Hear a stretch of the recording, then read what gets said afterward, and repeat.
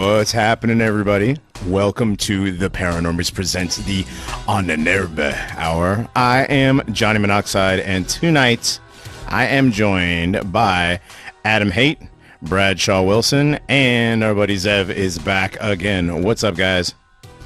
How you doing? Hey, what's up? Oh, I'm good. How are you guys doing? Everybody having a good week? Oh, yeah, it's been all right. Yeah, pretty good here. All right. Well, no Scott Taylor tonight. He couldn't make it. It's all good. He'll be back with us again, hopefully next show. I really do enjoy the this season's theme music. I like it a lot. What do you guys like that? I do. It's a little more polished.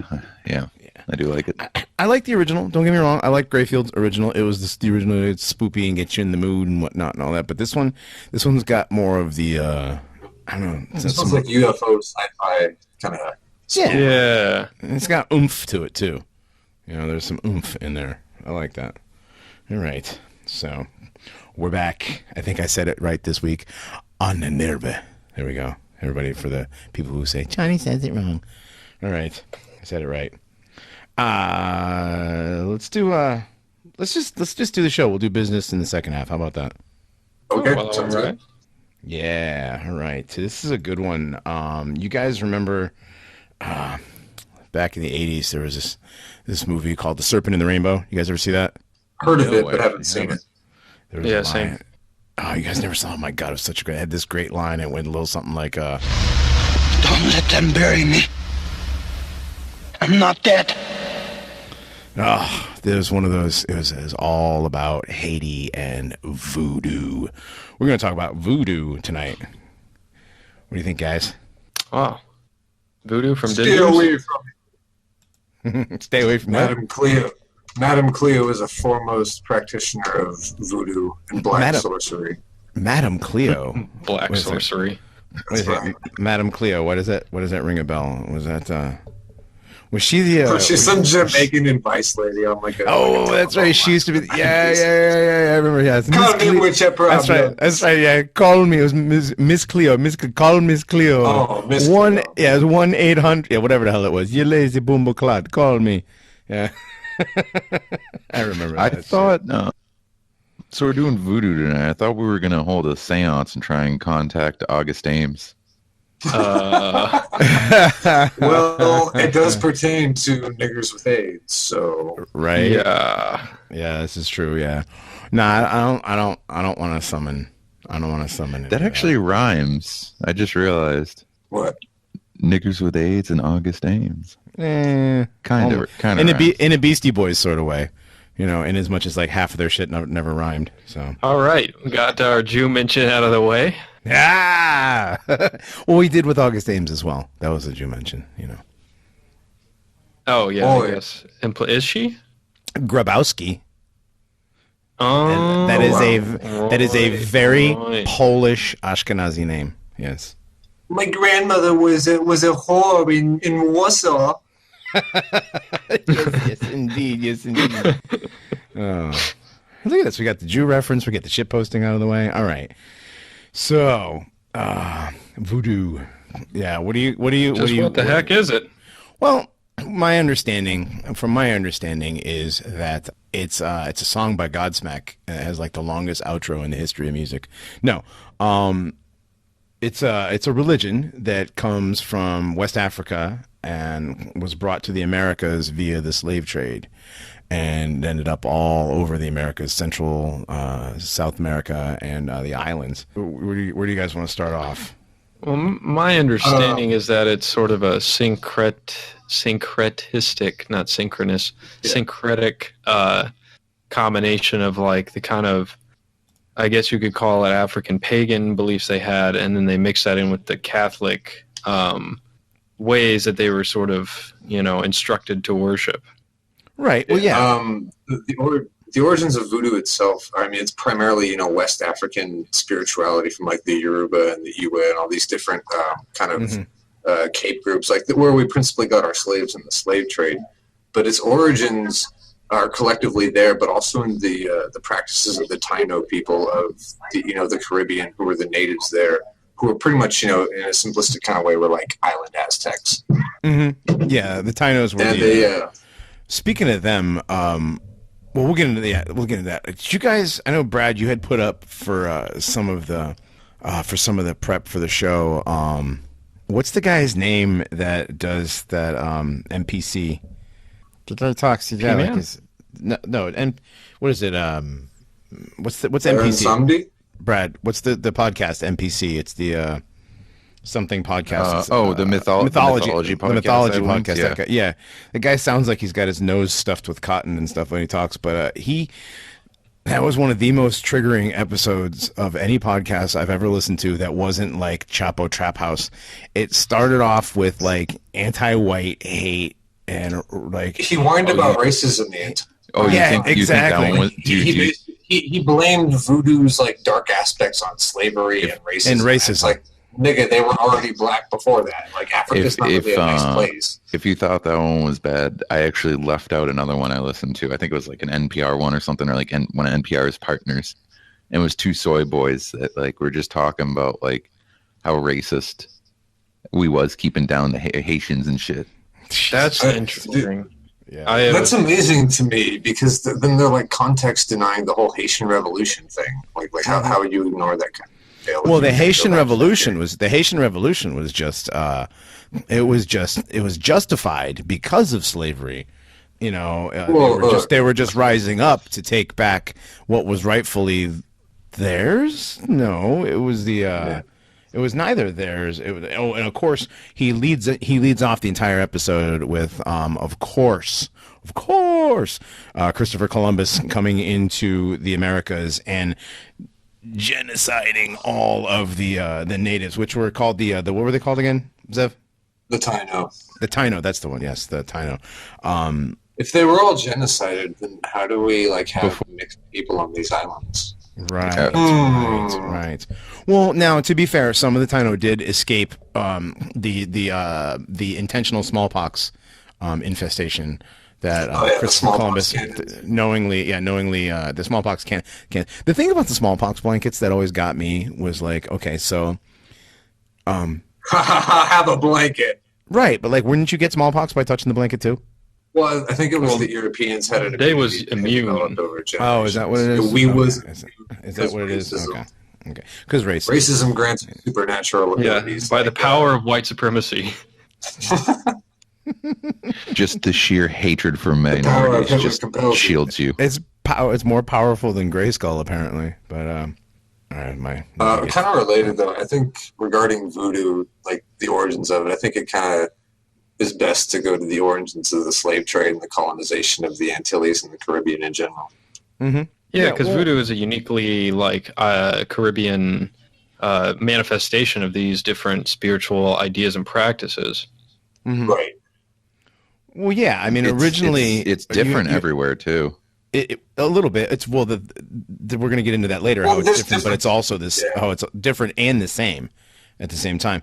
But like going back as far as like 200 and 500 BC, you have the Yoruba peoples in Africa from Egypt. They came down the Nile and into Niger, which is now Nigeria. And the Yoruba kingdom was one of the originators of the African voodoo, what would be considered African voodoo.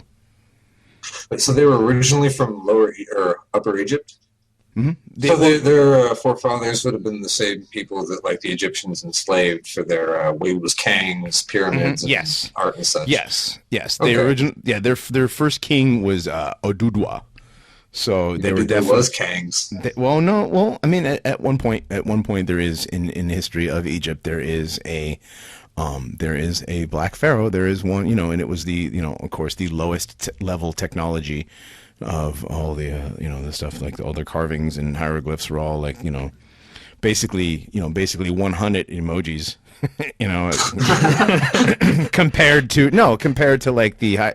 Well, that's the other thing about Egypt, and I want to do an Egypt episode, but Scott's got. Oh, we're gonna need a lot of episodes. That'd be a good one. Yeah, we could probably do a whole season on Egypt if we wanted to, but the thing about Egypt, that's for another season. Yeah, is the further back in time you go, the more technically technologically advanced they were. So, anyways, so yeah, so you have the Yorubas, who were which was the origins of voodoo, and they were the ones that they spread voodoo throughout all the lands they conquered. They were a pretty powerful nation, the Yoruba. That's interesting. I didn't know that. I actually watched this one documentary. It's called Mounted by Gods, and it's all about African. Well, that's the thing about when we get into hey, you guys, your Freudian fucking brains, dude. You guys, it's all about sex. You guys are even our people are just bombarded by Freud. Need to remind you what month it is. Zev. Yeah. When you hear the word mounted, what do you think? You know, you're a Turk. What do you think? I think of swarms of pneumatic horsemen filling the bodies of white men. Thank you. Exactly. Thank you. You don't think of, mounted as in like, something sexual. No, so Mounted by Gods. So it's about African voodoo and how they have this, the leader, they still practice voodoo in Africa. There's probably 9 or 12 million people in Africa that still, I mean, because Christianity's taken over a lot of the African nations, but a small percentage of them still practice voodoo. And quote Christianity. I mean, yeah, right. Yeah, they're like they're like vampire slayers and stuff. Yeah. You didn't snort the cattle piss properly, so you're possessed. Yeah, and then there's those people. But I mean, like, there's a lot of Christianity over there in Africa, and I'm not like sticking up for any of that shit, but that's all I'm saying. So yeah, it was a really interesting documentary, and they talk about how they choose their next leader and stuff. They have the parents bring in these children who have been blessed with the gift. And in Africa, hey, the gift is everywhere. Oh wow! Yeah, but it's not that gift. But it's not that gift. It's the gift of the ability to 120 cannibals. The ability to be mounted by the Loa. The Loa are the voodoo gods. And so they bring all these kids in, and if the parent, they have to leave the kids with the priests and I know what they're called in Latin America and over here. I can't remember what they're called over in Africa, but with the with the voodoo chieftain and whatever. Not the like Mumbo and Ongans or whatever. Not the Ongan and the Mumbo. Those are the ones the Haitian and the South Americans and whatever. In Africa, they're called something different. But anyways, you leave them with that. And they said that the guy said he goes in, and if the parents don't want to leave them, well, they just kidnap them. So it's like the kids are staying no matter what, and the kids stay with this guy and these people, and they learn all this stuff, and they do all these chanting and like whatever. And after a year, they decide which one is going to be the chosen one. And according to this documentary, there wasn't one, and it was really sad, and they sent all the kids back. It's funny. They said they all the magic and the chanting and the secret language that they learned, the secret voodoo language that they learned. Well, at the end of the year, since nobody was chosen, they shaved their heads, and all the information was gone by shaving their heads. So I thought that was rather amusing. Oh, how deep were they shaving? Right. I lulled a little bit of that one, but yeah.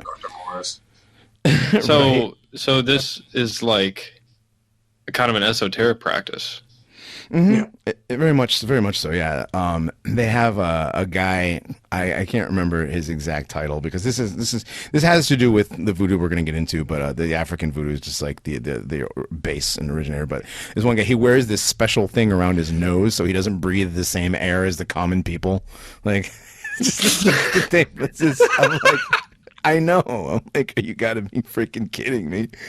It's borderline like childish. Like it's like a child's game. All these elaborate rituals and conditions they have. Yeah. So anyway, anyway, hop on one foot around the fire. Right. So when the Africans were taken as slaves to the New World and to Haiti and to Brazil and to Cuba and all these other places where they were used as slaves. And Haiti obviously was Hispaniola at the time, and the people, when they were taken from Africa, they practiced this religion. There was no Christianity in Africa at the time. Everybody practiced this African voodoo, and so when they were taken here, you know, like you said, Adam, they were forced. What I don't remember how you said it, but yeah, they were. I said they were instructed. Instructed, yes, they were instructed to become Catholic, become Catholic, but no, they were forced to become Catholic, and they were punished, you know, whenever they were doing their voodoo rituals. If can I stop you for a quick second? Yes. So a bit before that, they had a period where the worship of, you know, their traditional practices were kind of tolerated, but it was seen as very like diabolical and like devil worship. So a lot of the stigma and association of voodoo with, you know, black magic and sorcery and whatnot, it comes from the French and the Spanish kind of watching their native beliefs and thinking, you know, what the fuck is that? They're invoking demons and such. Well, right. Well, after that period of tolerance, what? I was going to say, you got to remember that these Europeans, anytime they saw anything like that, it was witchcraft that they had seen in Europe. You know, so they were exactly. They were comparing it to that. So I mean, automatically, that's what they would think. And at the same time, now, when we get into some of this, you know, they're gonna find that they're not necessarily wrong for considering that it was black magic and that it was evil. Yeah, absolutely. Yeah. They might have been a little bit presumptuous with it, but at the same time, they weren't wrong. They weren't far off. No. Yeah. Right.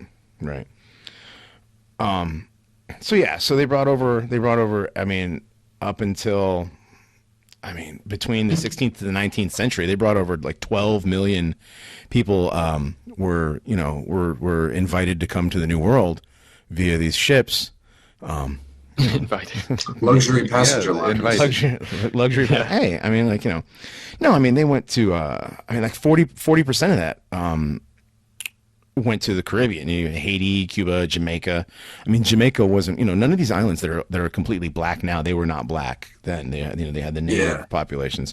A lot of them went to Brazil, and, you know, only about 5% of the slave trade actually went to North America, which is a really surprising figure. I was gonna say, it's a really surprising figure. For that whole. For like 2 centuries, like the Caribbean, northern South America, the eastern seaboard of like Mesoamerica, that was the hub of everything. Mm-hmm. Yeah, and you'd think that the way that slavery is looked upon, you know, nowadays is that, like, you know, that 99.9% of all the Africans that were invited over, you know, were in North America, and like none of them went to the islands or Central or South America at all. You know, and when the reality is 95% of all of them were in other countries other than here. You know, but that's a whole other thing. I'm kind of glad it's that way. Yeah, I don't want me too. Here. Oh no. I mean, look at Brazil. Brazil is a very very black country. I mean, these islands, you know, like Haiti. Well, in Haiti they had almost 3 million slaves on the island of Hispaniola, and then it turned to Haiti when they turned it over to the French. You know, I didn't really get into it in half. Yeah, I didn't get into who the French sugar plantation owners were, but I know that in the United States, the sugar people were mostly Jews. The Jews made a lot of money on the sugar here, and I'm assuming that they were the same. That they were French, but I mean, like, were they French Jews? I mean, I don't know, because I know that a lot of the plantation owners shock status. Yeah, a lot of cryptos in the south of France. I wouldn't be surprised that they were Jews in Haiti. But yeah, they brought the slaves over to work the sugar plantations. So you were saying about how they were tolerated. Their beliefs were tolerated for a while, and then they were forced to become Catholic. Where there's a lot of similarities between Catholicism and voodoo in general. I mean, like, without having to join them, like, a lot of their things are very similar. Do you guys want to get into anything else, like, before we get into, like, the actual stuff about voodoo? I think just. Or like you mean like the syncretic parts with Catholicism? I think that's probably the good basis. Okay, we can do that. Yeah. So you have. Go ahead. So like you said, they were forced to convert, but the problem with that is, like with most forced conversions, you can't really enforce it so rigidly unless you're actively like in a police state or something, which no primitive colonial place is going to be. So you still had people practicing in private, and naturally, like a lot of times what happened in Europe is that these Catholic saints took on aspects and roles that coincided with the native, the Loa, the spirits. So you had, for example, like Saint Patrick, his story of chasing out all the snakes from Ireland, because of all his snake symbology, albeit a bit different. He was kind of equated with Don Baba, which was an African snake deity. And so for them, there was no conflict of, oh, we can't worship them. Well, it's like, oh, we have a snake dude. You have a snake dude. It's a snake dude. Like, that's our snake god. Mm-hmm. And so... Dumbalawedo. Yeah. The snake, he's the snake. He's the, what else is he? He's the, and stuff, right? He's the beginning and end of, I forgot. There's a long thing that goes. He was the first. Yeah, he was like the first of the Loa created. That would actually mirror kind of how the Taino had the whole primordial solar serpent belief, but we'll get into that later. But yeah, the Loa. I don't know if we mentioned that the Loa are spirits, not gods. Yeah.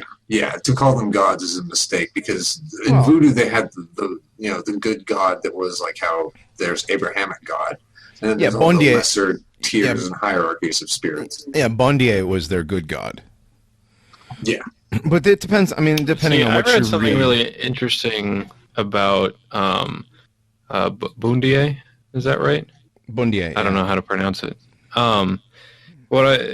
The reason that they communicate with the spirits primarily is because Bundier just kind of like doesn't do a whole lot. Yeah, they can't contact Bundier. Which directly. Seems kind of similar to the, a theme you see in other types of like pagan religions. Like in the story in the Apocryphon of John from the Gnostic literature, there's sort of the one he's called, or it doesn't even have a gender, right? It's like, it's so far above and beyond any human comprehension, and it's just sort of in the background, and everything emanates out of it, but it doesn't do that much. It just is. It's like the foundation of all reality. It's better to think of it as like a divine spark or essence rather than like an anthropomorphic, like God type of thing. Mm-hmm. Mm-hmm. I think it's interesting that they had that same, or a very similar idea, arising in Africa, and this like illiterate people that probably didn't have a ton of contact with these like academic mystics and that sort of thing. Right. Speaking of illiterate, one of the things that about voodoo is that nothing is written down. Everything is passed down from like Ungwan to like through the generations. It's all passed down verbally. So all these ancient, it's pretty old. The African roots of this, and it's pretty much stayed the same until they incorporated Catholicism into it, really. Yeah. So that's not. I mean, I have to give them a little credit for keeping it. For not having a written language to be able to keep something together that long. Yeah, for a jungle religion, I find voodoo, vaguely agreeable for the most part. Mm-hmm. It's not like they were really doing a whole lot else. Yeah. Yeah. I like how their traditions and practices are all very kind of stereotypically black too. All the dancing and singing. And the constant drinking, like the spirits are all drunk as hell all the time. Oh, there's a lot of that. There's a lot of that. Well, I mean, yeah. The thing about and like a Swisher. Yeah. Well, you have your Loa. Loa love drinking. They do. You have your Loa. There's divine beings, good, your spirits or whatever. You have the oracle. There's always an oracle. And the other thing about voodoo is there's ancestral worship, where in voodoo, or like in most religions, death is like the end of your life, and then your spirit goes on, your soul goes on, whatever. In voodoo, death is just a comma. It's like a pause in your life, and your spirit goes back. Now your spirit is going back to hang out with your ancestors, who are still there and are always there. So the thing is, and the other thing is if you're a really good person, you can ascend to Aloha, to be Aloha after you pass on. A minor Aloha for sure. Of course. Yeah, but like you'd have to be somebody like really important, have done like, have been like I don't know, like one of the ultimate, like a gang or something. For a 1488 friendly example, Hitler could be like an Aryan Loa. Yes, exactly. Oh, yeah, exactly. Yeah, that's a really good analogy. Then how about the Haitian Hitler, my boy Papa Doc? That's a whole nother can of worms. Papa Doc, yeah, well, yeah, he wasn't. No, see, you're comparing apples and screwdrivers there, all right? So it's not even. You don't compare them to apples and creme brulee and cow shit. Exactly. Yeah. Papa Doc was not anything like that. He was a cruel and evil person. We'll get into. He was a psycho doctor that LARPed as a religious figure. Yeah, I like. Well, him. I mean, that guy. He was. He's interesting. He's like cool, like to look at. Like his story is kind of cool if you like that kind of really fucked up stuff. I mean, like didn't he write a version of the Lord's Prayer where he changed it to himself? It was about him. It was about him. He did. He wrote it about himself as Baron Samedi. Yeah. Oh, yeah. He did he did Baron. Yeah, he turned himself into Baron Samedi. He even like did the makeup and the hat and like walked around. He even changed his voice to sound like what Baron Samedi was supposed to sound like. He had a legitimate cult of personality in like the literal sense of the terms. Oh yeah. He was, and I mean, well, might as well, since we're on him, like now let's not jump around. But he was. Yeah, since we're on, we want to just get him out of the way. Well, so yeah, who is this guy? But we haven't even gotten to the Haitian Revolution yet, and we're talking about Papa Doc. Yeah, all right, yeah. Come on, Brad. Oh, true. Come on, Brad. True. Shouldn't you be vaping? I said one thing. All right, and then you guys said one thing to derail. You said one thing. An interesting thing. It was an interesting thing, but it was wrong. Wrong time. There's a time and a place. That's not it. Okay, so back to the syncretistic. I can't pronounce it either. Syncretic, that's the word. Syncretism. Yes. So there's a lot of Christians, including Pope John Paul, who actually accepted voodoo as being as the Catholic Church being okay with voodoo, like because a lot of voodoo rituals start off with a Catholic prayer. They start off with either the Lord's Prayer or some other Catholic prayer. Yeah, they'll pray in French, like the Catholic prayer, or Latin, and then they'll go to like the Creole language or some other language for their communications and whatnot. Ooga booga. Yeah. Right, but okay. Go ahead. No, you go ahead. Okay, I was going to say the another aspect that kind of ties into the European attitude of being diabolical is that in voodoo they kind of, I wouldn't say that they worship demons or work with demons, but they like the bad Loa, they certainly acknowledge as being very real and very important to like appease kind of. It's like if from a Catholic perspective, it's almost like if you, in addition to praying to the saints, you also pray to like demons in order to kind of ward them away. You know, like, all right, I'm honoring you, demon, so don't fuck with me, don't ruin my life. Right, they do. Yeah, and well, they have a specific voodoo. I don't know if you want to call them the witch doctors or the priests or whatever. The ochos, those are the ones that deal with the Loa Petro, the bad. I think that's more the Santeria than voodoo proper, I think. The Loa Petro. We'll get to that later. Isn't that in Spanish? Oh, the ocho is a name. You have the Ongwan, the Mambo, and those are the priest and priestess, and then you have the ocho is the guy who can actually talk to the Loa Petro. Oh, so that's not the sorcerer black magic guy, right? That's a different figure. That is the black magic guy. Oh, yeah, those are. Yeah. Oh, I know it by a different name. Okay, no, it's not. Okay. What name do you know about it? Because there's a lot of different. The Bokor. Honestly, I don't remember. The Bokor. Yeah, the Bokor. The Boko. Yeah, Boko. That's right. That's right. Mm-hmm. Yes, you're right. The Boko are the same. Yeah, it's the same. Yeah, it's another name for the same thing. There's a lot of, and again, like you have Haitian voodoo, you have Brazilian voodoo, and you have Cuban voodoo, and Louisiana too. And Louisiana voodoo, which is a totally separate thing. Louisiana voodoo is kind of, I think Louisiana voodoo is the most commercialized fake one out of all of them. Yeah, I was gonna say it's been swibbled quite a bit. Yeah. All right, so let's go back. You Google $99.95. I'll give you a reading. If you Google Louisiana voodoo, I mean, half the pictures are full of white women. You know? Mm-hmm. Yeah, barely octoroons. Yeah. Okay, so back to Haiti. Yeah. So we're back in Haiti. It's 1492. 90, was it 14? Well, no, not 1492 is when. Or we're talking about Columbus. Columbus came over, did his deal. Now we have skip ahead. We have the sugar trade. We have all these slaves. They're getting into Catholicism. They're doing their thing on the side. They're combining voodoo with Catholicism. They've you've got St. Patrick and Dumbala Wedo, who are basically the same guy. You've got St. Peter and Papa Legba, who are your guardians of the people who let you into the afterlife or whatever, right? Your Papa Legba is your number one Loa, right? He's like the Legba, Papa Legba.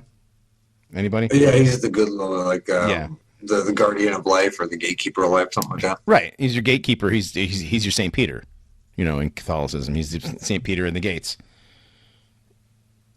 And then he has his counterpart, which I guess would be some kind of archdemon in hell, but I forget his name too, but he's the one that presides over like misfortune and bad things, right? That's Papa Gede. Yeah. Papa Gede. Yeah. And then And the Gede themselves is like the whole clan of the death and life Loa. They're kind of headed by Baron Samedi, right? Would you say, Bren? Yeah, Baron Samedi is the head of the Gede, and Papa Gede is actually is considered like a good Loa. What's the name for the bad Loa? Is there a distinctive titles? For them themselves, the group is called Loa Petro.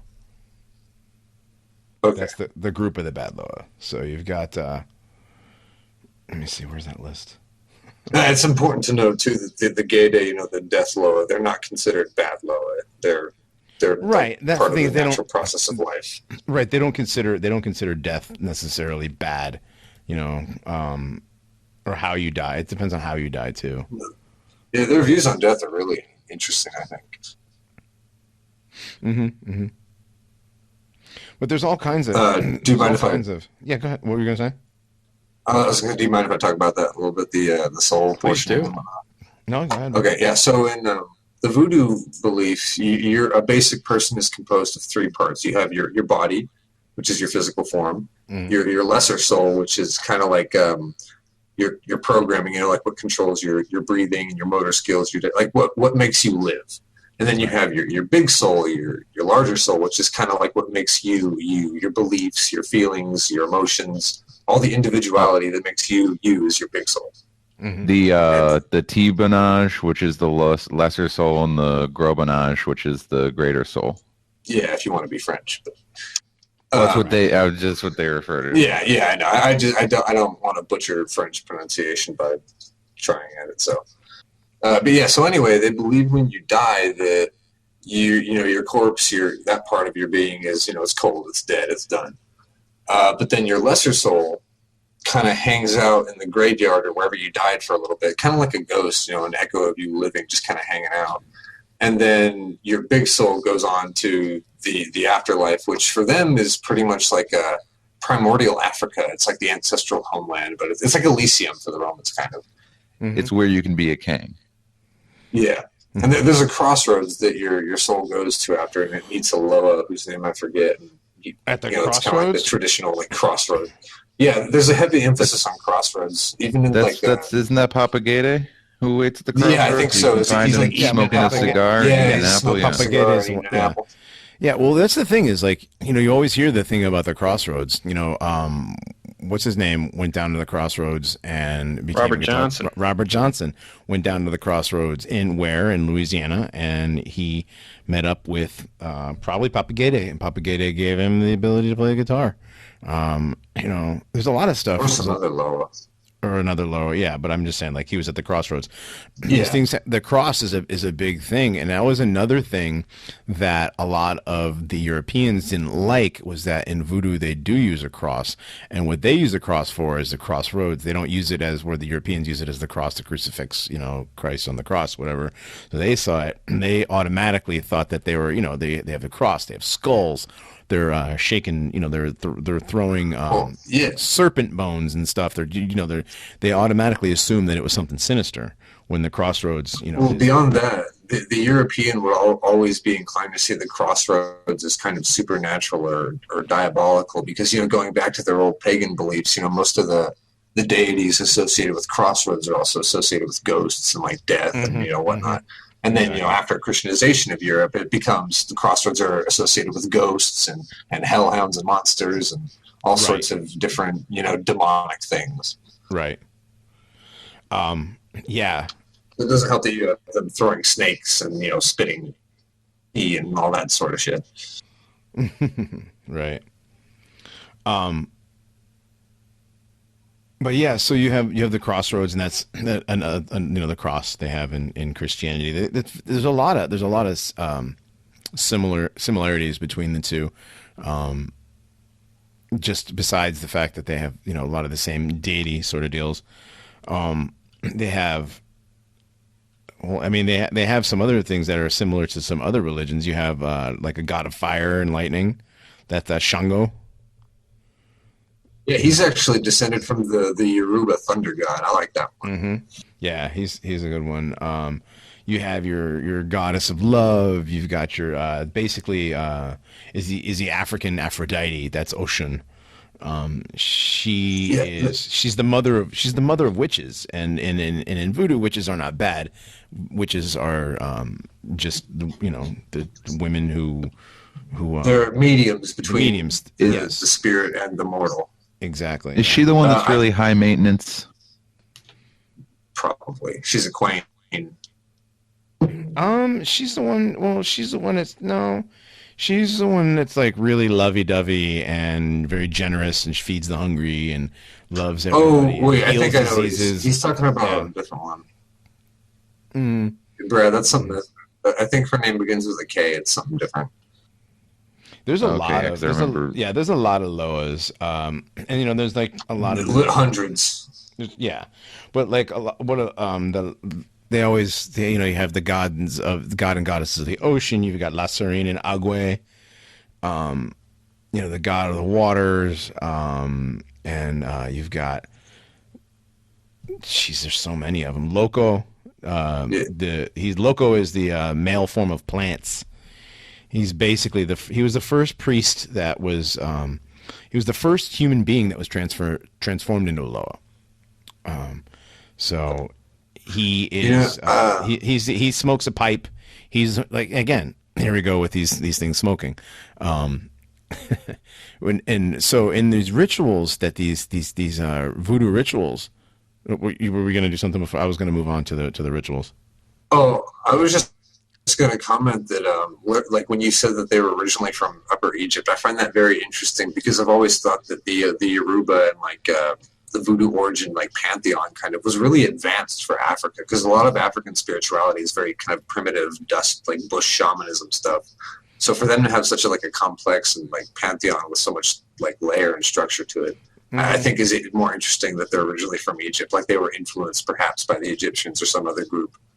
Well, it makes sense, that it would come out of there, because there's, comes from a place where there's a pantheon of gods. There's the Egyptians, the Greeks, the Romans, all those peoples back then. None of them were monotheistic.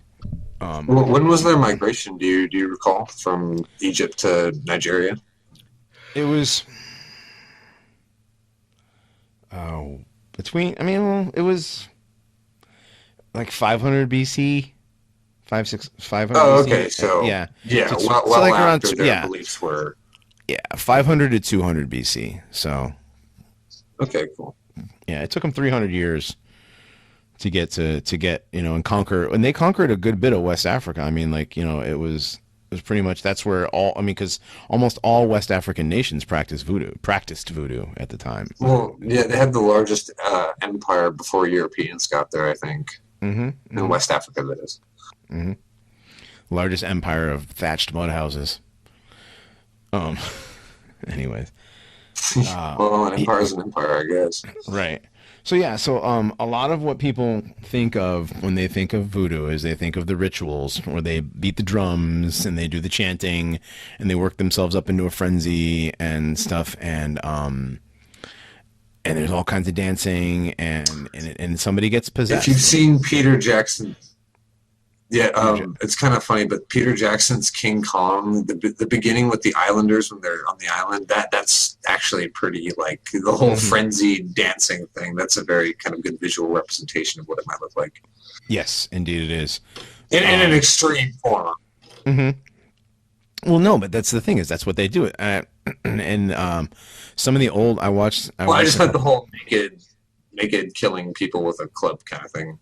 Oh, yeah, they went a little over the top with that. I forgot about that, the club thing. But with these rituals, so the point of each ritual is to not necessarily summon, but each Loa has its own ritual. Like certain times, you'll have Legba, you'll do a ritual for Legba, or you'll do a ritual for Papagede, or you do a ritual for Oshun, or a ritual for Shango, or whatever, and you'll want them to show up, so they do certain things. So they break out certain, like Legba likes to smoke cigars, certain ones like rum, certain ones like other things. A lot of them like rum. Well, they all like rum for some reason. Yeah, for some reason. And then you will end up getting mounted by the Loa, which again is you're basically like a horse. It's possession, but they consider it like you're the steed, and the Loa is riding you and directing you like you would direct a horse. I can't remember which was which is the one. Yeah, they basically remove your greater soul and replace it with their own. No, the lesser soul. Your greater soul. There's the greater soul. Yeah, your lesser soul is what controls your physical. Controls your movements and stuff and whatever. Yeah. The importance of possession for them too. Why it's good is because, like, we're talking about how the Loa have their different tastes. Like, some like to drink, some like to smoke. They don't have physical bodies of their own, so they can't really indulge in like their vices and their habits. So the idea is kind of like Whoopi Goldberg, you give your body to the spirit so that it can interact with the physical world. And in exchange, because, you're honoring a Loa, you're letting it do its favorite things in your body. The idea is that Loa is going to, bless you. It's going to kind of protect you and, watch over you. The only problem is that because Loa, are divine and such, that they can like drink inhuman amounts of rum. They can like there are stories of like people balancing like on a machete tip on their belly and like all these different feats that would kill you or something. And then when the person comes out of their possession or their fit, they have no recollection of it, but they'll be like physically drained and like sometimes near death. Which one's the one that I can't remember what it is, but he'll sometime, like, you'll be summoning Papa Lembe or whatever, Legba, and he'll show up as well. He's one of the I can't remember. Might be Papa Guede. He's the one that he likes to wear sunglasses and he smokes and he dances with all the girls and he likes to drink. Oh, that's Baron Sun. No. Oh no, that's Baron. That's Papa Guede. Yeah, that's Baron Samedi. Yeah, no, not him. I'm thinking of somebody else. I can't remember. Are you talking about Criminel? No, I can't remember. A lot of them have overlapping qualities. Yeah, they all like to dance, but like you were saying, like some of them, like when you get mounted or possessed or whatever, they start doing things that you normally couldn't do. And I was watching some of these. I watched this old documentary. It's from like the 30s or the 40s, And these people were like, like some of the newer ones, you can tell that they're kind of acting or whatever. But this one like seemed to be like really, really like real. I mean, there was no special effects back then. And these people, the guy who was possessed, all of a sudden just started, unless they're really, really faking. I mean, like they seem to really be possessed by these spirits. Like some of these dance moves were pretty sick. Even Darren couldn't do them. Even who? Oh, well, I don't know if anyone remembers that Darren's dance grooves from the 90s. It was like a Richard Simmons kind of thing. Oh, God. That was probably a dumb, obscure reference. I apologize. Yeah. While we're on the topic, though, just not only good Loa can possess people, bad Loa can sneak in there and mimic your more typical demonic possession that we'd be more familiar with. Mm-hmm. Oh yeah, yeah. I mean, well, some of them like, you got like T. Gene Petro is he's a black magic dwarf with 1 foot. When you get possessed by him, you hop around on one. The guys basically whoever is possessed by him will hop around on 1 foot and wail in a really high voice. It's really, I mean, that's got to be kind of freaky. But yeah, a lot of these possessions are basically demon possessions. I mean, it's basically on the same level. Yeah, it kind of goes back to that old kind of pan-pagan idea that possession isn't necessarily, like demons, good or bad. It's just a thing. It just is, yeah. Yeah, exactly. Okay. The morality is dependent on the actors involved. Mm-hmm. So yeah, it seems like it's a very morally ambiguous religion in general. It is. Well, there's a lot of Madickin in this stuff too, because there's a lot of like during these rituals and stuff. There's a lot of sexual type stuff. Twerking. Like The Loa of twerking. The Loa of twerking. Yeah, there's a lot of that. There's a lot of where you'll be possessed by a certain Loa, and even if you're married, because you're possessed by the Loa, you'll have to go have sex with somebody else or whatever. It's like because the Loa is the Loa wants to get laid, and yeah. Well, the Loa themselves are really sexual beings. Even the married ones, like Baron Sandy, are always really lewd, very like kind of carnal and very sexual. Mm. Yeah, so we've gone over the Loas and what they are and whatever, and you've got your Ongan and your Mambos are your priests and priestesses who bring the Loas in these ceremonies. So what do you want to do? Where do you want to go now? You want to talk about Haiti some more? You want to talk about the boys Kaiman? Supposedly supposedly during the revolution when they were planning their raids, they would perform voodoo. Yeah, that's the boys Kaiman. Yeah, that's the voodoo houses. Yeah, that's where they had it's the site of the voodoo ceremony where the first insurrection was planned. Oh, yeah, I don't know much about that, so I'd like to hear about that. Okay, yeah, that would have been 1791, August 14th. There was a slave named Duty Bookman. He was a voodoo priest. He was an Ongan, and he set up a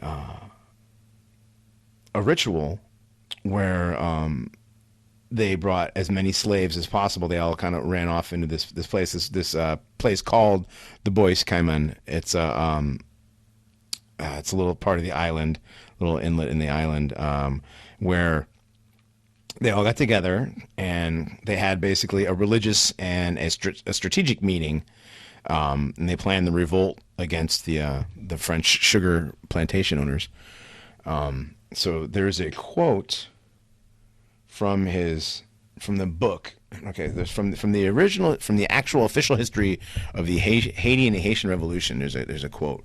It's a man named Bokman, another Hongan, organized on August 24th, 1791, a meeting with the slaves in the mountains of the north. The meeting took the form of a voodoo ceremony in the Bois Caiman in the northern mountains of the island. It was raining, the sky was raging with clouds. The slaves then started confessing the resentment of their condition. A woman started dancing languorously in the crowd, taken by the spirits of the Loas. With a knife in her hand, she cut the throat of a pig and distributed the blood to all the participants of the meeting, who swore to kill all the whites on the island. End quote. Now, this goes into another thing with these summoning of the Loas. And another thing that brings the sinister aspect of what whites or Europeans would consider sinister with voodoo is the sacrifice aspect. There's almost at every ritual, I would say 95% of rituals involve some sort of a sacrifice. Whether it's of a living, and like when you said that they vowed to kill all white people, it literally meant all white people. When they would march into battle, instead of having like a standard, they would have a white baby impaled on a pike. Yes. Oh, lovely. Oh, great. Mm-hmm. Mm-hmm. Yes. When I say sacrifice, there's only one. There's only one way to sacrifice something. I don't know. You take a live thing and kill it. Mm-hmm. Usually chickens. It's usually. Well, no, you can sacrifice like bread and cigars and stuff. It's not really a sacrifice. That's not a sacrifice. That's an offering. Exactly. That's an offering. Yeah, that's an offering. A sacrifice is a chicken, a goat, a pig, a child. They have had animal rights groups get on them in the past, and some of the more like U.S. practitioners. Both nations practitioners have gotten animal rights groups on their asses for the legality of. When we get into Louisiana, that's the one guy there, the Chicken Man. He's like one of the most famous of all Louisiana voodoo practitioners. He's been gone after a couple times for his chicken sacrifices. Anyway, well, so yeah, got after for that. That's not. Oh, sorry. No, it's okay. Okay, so they sacrificed a pig, and the pig was this black pig, was supposedly had magical powers. They surrounded, they surrounded the pig. The slaves did, and they were going to sacrifice it to the all-powerful spirit, Bondier, and Bondier was going to help them, rise up against the French. So the Creole pig. So this was an indigenous pig, which had been domesticated by the Tainos, and they sacrificed it to Elsie Dantor, which is the mother of Haiti, who kind of was like the original. I can't think of the word I'm thinking of now. But anyways, she was like the mother of all the people on Haiti. You know what I mean? Like the originator of the Taino people, So anyway, so they sacrificed the pig, and then they went and they basically went in and rose up against the French. And like Brad said, instead of having a standard flag, they would use babies, kids, and they killed all the white people. Literally killed all the white people and turned Haiti into a completely black country. Turned Haiti into Haiti. Into Haiti. And I believe the first ruler of Haiti after the war was Christophe was his name. Am I getting that correct? Anybody? Does anybody have any Haitian history? No? Nobody? Well, I don't learn history about niggers. Yeah, but their names run together. It's all French. Yeah. It was. He built basically a fortress up in the mountains because Haiti is kind of mountainous, and he built this big fortress to protect himself from the French, and the French that left never came back. So, yeah. So the Christians, the Christians who found out about this ritual that they did before the insurrection, they believed that the Haitians had made a pact with the devil, and that Satan had helped them, with this revolution. They thought it was like some sort of spiritual warfare. Tied to that is, I think when they killed all the white people, they killed all the clergy too, all the Catholic clergy and people related to the church, because I think all those people at the time were still white. So because of that, that helped fuel the fact that all these voodoo priests and priestesses kind of became the spiritual and, but in a sense, political leaders on Haiti, because that white Catholic clergy had literally been snuffed out. Mm-hmm. Actually, what's funny is like up until recently, like they had that earthquake in 2010, and Pat Robertson, the evangelical media pastor guy, Pat Robertson, excuse me, you know what I'm talking about? Yeah, he said that the Haitian people have been cursed by one thing after another since the 18th century after swearing a pact to the devil. So he's still mad about that. Everything seems to be in order there. It's a shithole. Mm-hmm. Oh yeah, no, it's turned into one bad leader after another until we get to Brad's buddy there, Papa Doc. Yeah, my parents visited in the 90s, and from what I recall, they basically described it as like a safari of like ghetto black jungle crap. Like just all the worst parts of like urbanization and kind of natural African living, I guess, just kind of commingled into a cesspit. Oh, very much so. Yeah, it is ghetto after ghetto after ghetto after ghetto. Oh. And the reason that it's like that supposedly is that after the revolution, the French forced the Haitians to pay them reparations. Oh, right. They never paid up, though. If any historian says that they were impoverished by that, they're lying, because the Haitians never paid shit. I know that, you know that. Yeah, how the hell are you going to collect that? But apparently, the guy from Mythology Podcast believes that that's where it comes from. That's why there's. Oh, of course he does. Yeah, I want to fight that guy. Honestly, I got like 11 minutes and thought, no, this guy's too I literally too easily. I literally picture him as some like little nerd in glasses who's in a wheelchair. Yeah. Like he's only like 5'2" and his legs don't work. Kind of wheezing over his keyboard. I want to fight him. So anyway. Yeah, all right. Paranormies are calling you out, bro. Fight us in real life. That's right. Fight me IRL. All right. So our low is your low. It's 3:00. So yeah, our low is yeah. So. Papa Doc, we got into a little bit of him. Did we cover him enough for you, Brad, or should we talk about Papa Doc some more? He's got a little more to him. I think we should go. He has a little bit more to him. All right, let's talk about Papa Doc for a few minutes. Then we'll talk about Papa Doc, and then we'll take a break, and then we'll go into other forms of voodoo. How about that? Sounds good. Perfect. All right, go ahead, Brad. So who is this guy, Papa Doc? Why is he important? Papa Doc, his real name was terrible French, but Francois Duvalier. Francois Duvalier. How cultured. Yes.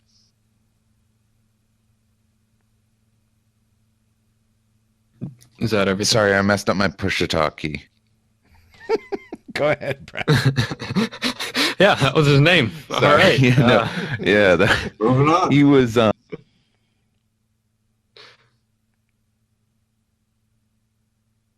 okay. Apparently, he was the president of Haiti from about 57 to 1971. Yeah, he. Hold on, I want Brad to do this. I don't want to do it. This is Brad's segment. I feel. Okay. I want to hear. All right, Brad. here we go. All right. He was the president of. Well, Adam already said. He was known as a brutal leader, megalomaniac. He would put up propaganda for himself everywhere, like one that even had a picture of Jesus with his hand on Papa Doc's shoulder saying, was it, I chose him? Mm-hmm. I like that one. That's a good one. Well, this guy was evil, man. Like, he actually killed people for looking at him funny. Like, not even joking. Yeah. Like, you gave him a He side actually eye. displayed a lot of signs of like schizophrenia and bipolar disorder and such. Mm-hmm. Dude was also like incredibly like Afrocentric. Mm-hmm. Like in what way? He hated like all the mulattoes in his country. Yeah, Haitians take hating whitey to the next level, that even like octoroons and mulattoes are white devils. Yes, definitely. Yeah, he wanted So to. they're like purity spiralers? Oh, They're ultimate purity spiralers. Yeah. They're the abyss on the other end of the spectrum. That's true. So Papa Doc, he killed. What did he kill? About 60,000 of his own people. Somewhere around. Those are Not amateur enough. numbers. And, well, when you consider the population of Haiti, that's kind of that's a good chunk. He didn't he didn't have the numbers of people. Percentage wise, that was probably a high score. But yeah, I feel like poverty in Haiti kills more people than that every year. yeah, that's true. But he would go around and he started basically becoming Baron Samedi, right? He basically worshipped the guy or the Loa, and he would. Should we explain who he is real quick? I thought we did that already. I guess. No, not really. I mean, All right, well, go ahead. Also, Baron- so like I said earlier, he was the head of the Gede, which were the death Loa, the kind of responsible for the in between life and death. He's very snappy and fashionable. He's always kind of the stereotype one seen with like the long, tall figure. He's kind of lanky.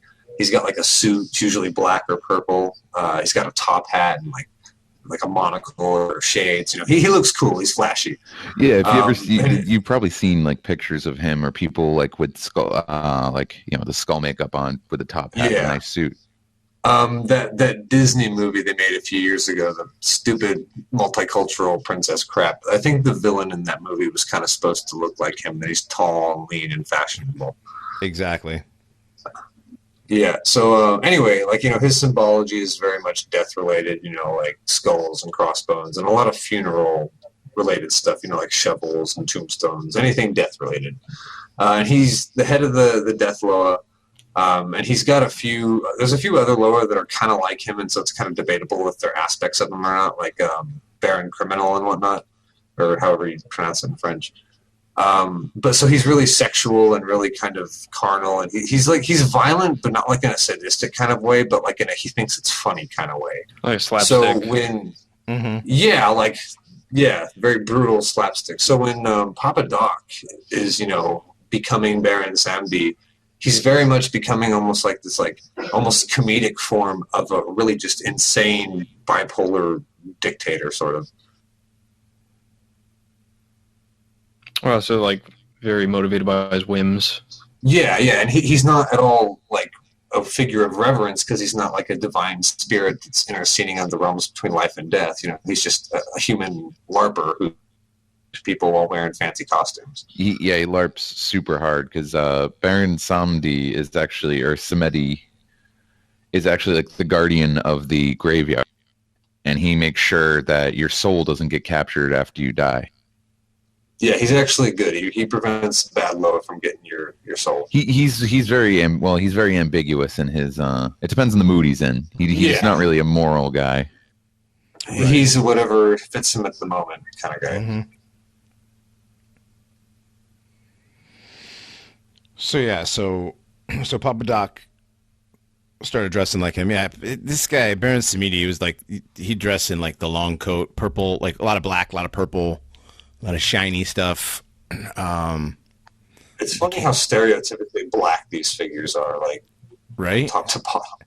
It's almost as if stereotypes are almost real. Purple suits, blunts, alcohol, gaudy clothing. Gator boots and the pimped out Gucci suits. Yeah. Amazing.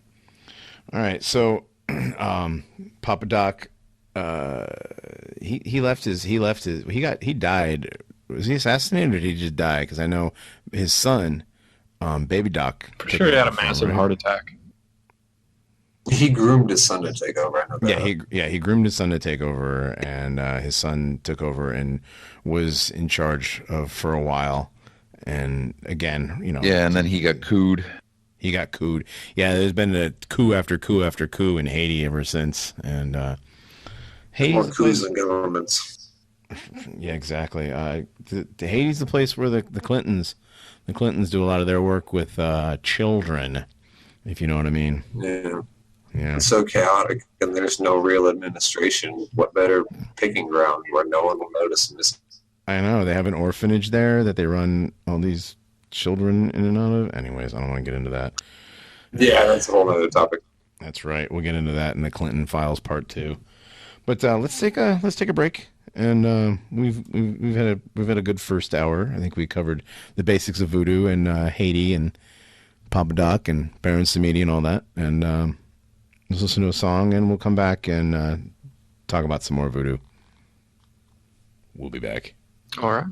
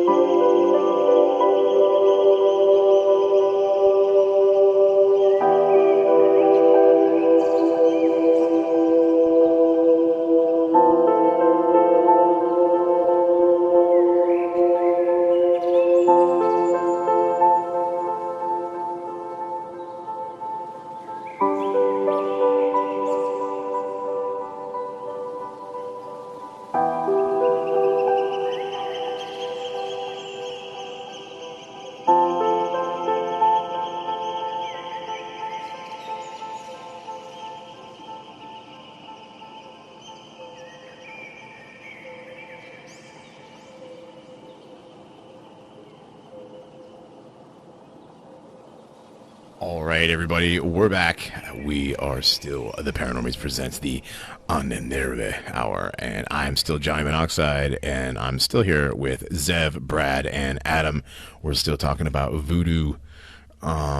We talked about Haiti and Haitian voodoo and how it came from Africa, out of Egypt, which is something I also did not know before starting to research this. I mean, I've always, everybody knows a little bit about voodoo, voodoo dolls, spells, those weird candles that they sell in New Orleans. But I didn't know that the originators of voodoo came from Egypt. That's interesting.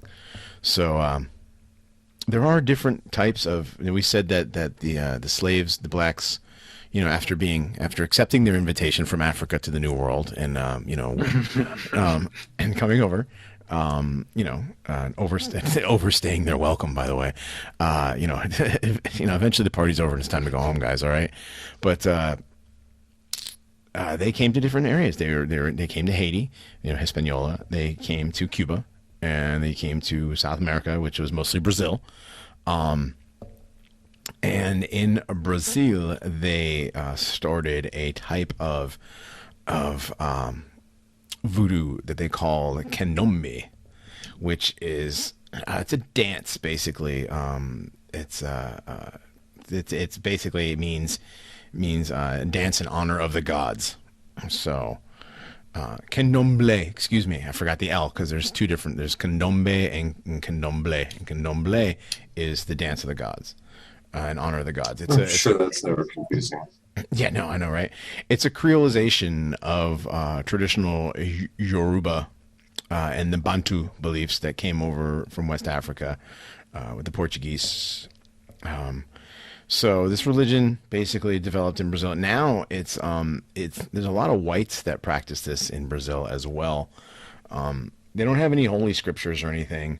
But they again, like I said, all of this stuff, like none of the voodoo religions have any oral. I mean, have any scriptures. None of them are written because the Africans had no written languages. So all this stuff is an oral tradition. It's passed down, generation to generation. The difference here, the one thing that all the voodoo religions, no matter where they are, they believe in a supreme creator. They believe in a god. Where in Haiti it's he's Bon Dieu.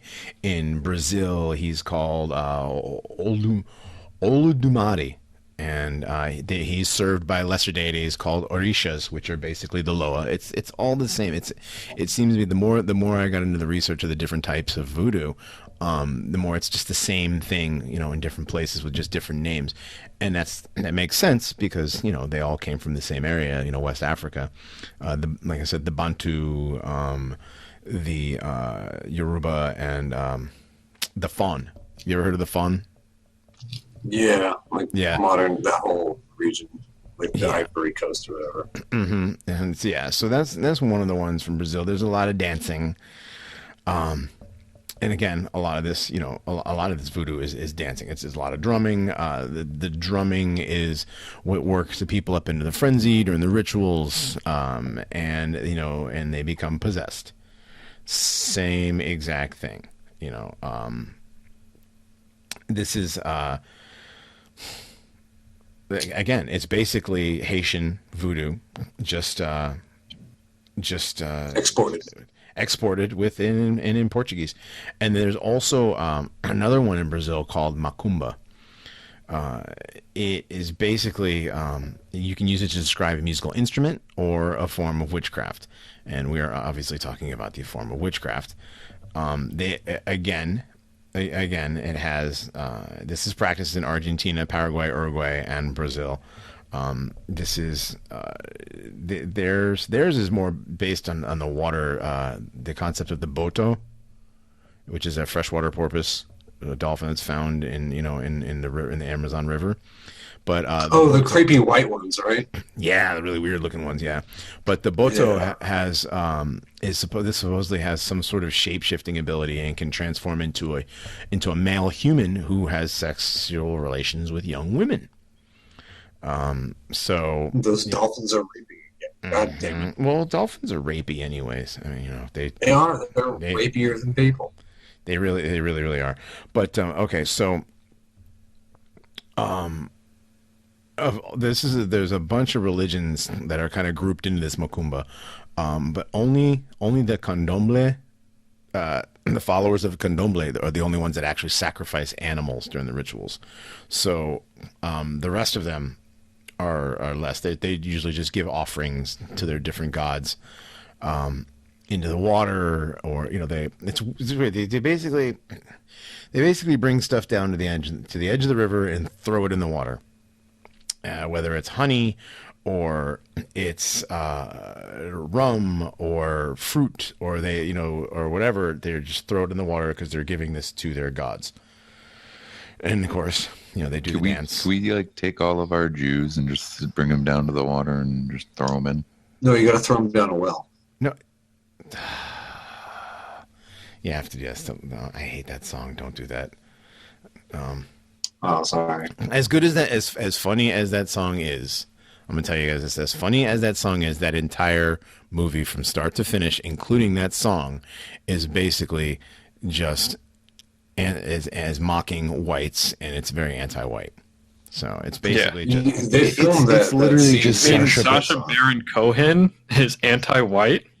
It's literally him just like being really obnoxious and taking like advantage of people's southern hospitality. And just like trying to push them, and look they're at just, how like, racist too white these and white too people nice are. to do it. Yeah, exactly. So, anyways, enough of that. I don't want to talk about him anymore. But yeah, but we will throw them down the well that they have poisoned. All right, so that's your Brazilian voodoo. It's very, like I said, it's very similar to Haitian voodoo. They have offerings. They have their gods. They have their rituals, but the only difference is they have a lot of white people that do it in Brazil. Yeah. And a lot of these general aspects of voodoo that are going to be shared throughout the regions are that there's a lot of symbiotic relationship between the spirits and the Loa and humans. So, like the universal idea or universal for voodoo practitioners, idea that you need proper sacrifices to honor the Loa and earn favor, and regular offerings of things they like, so that they impart their favor onto you.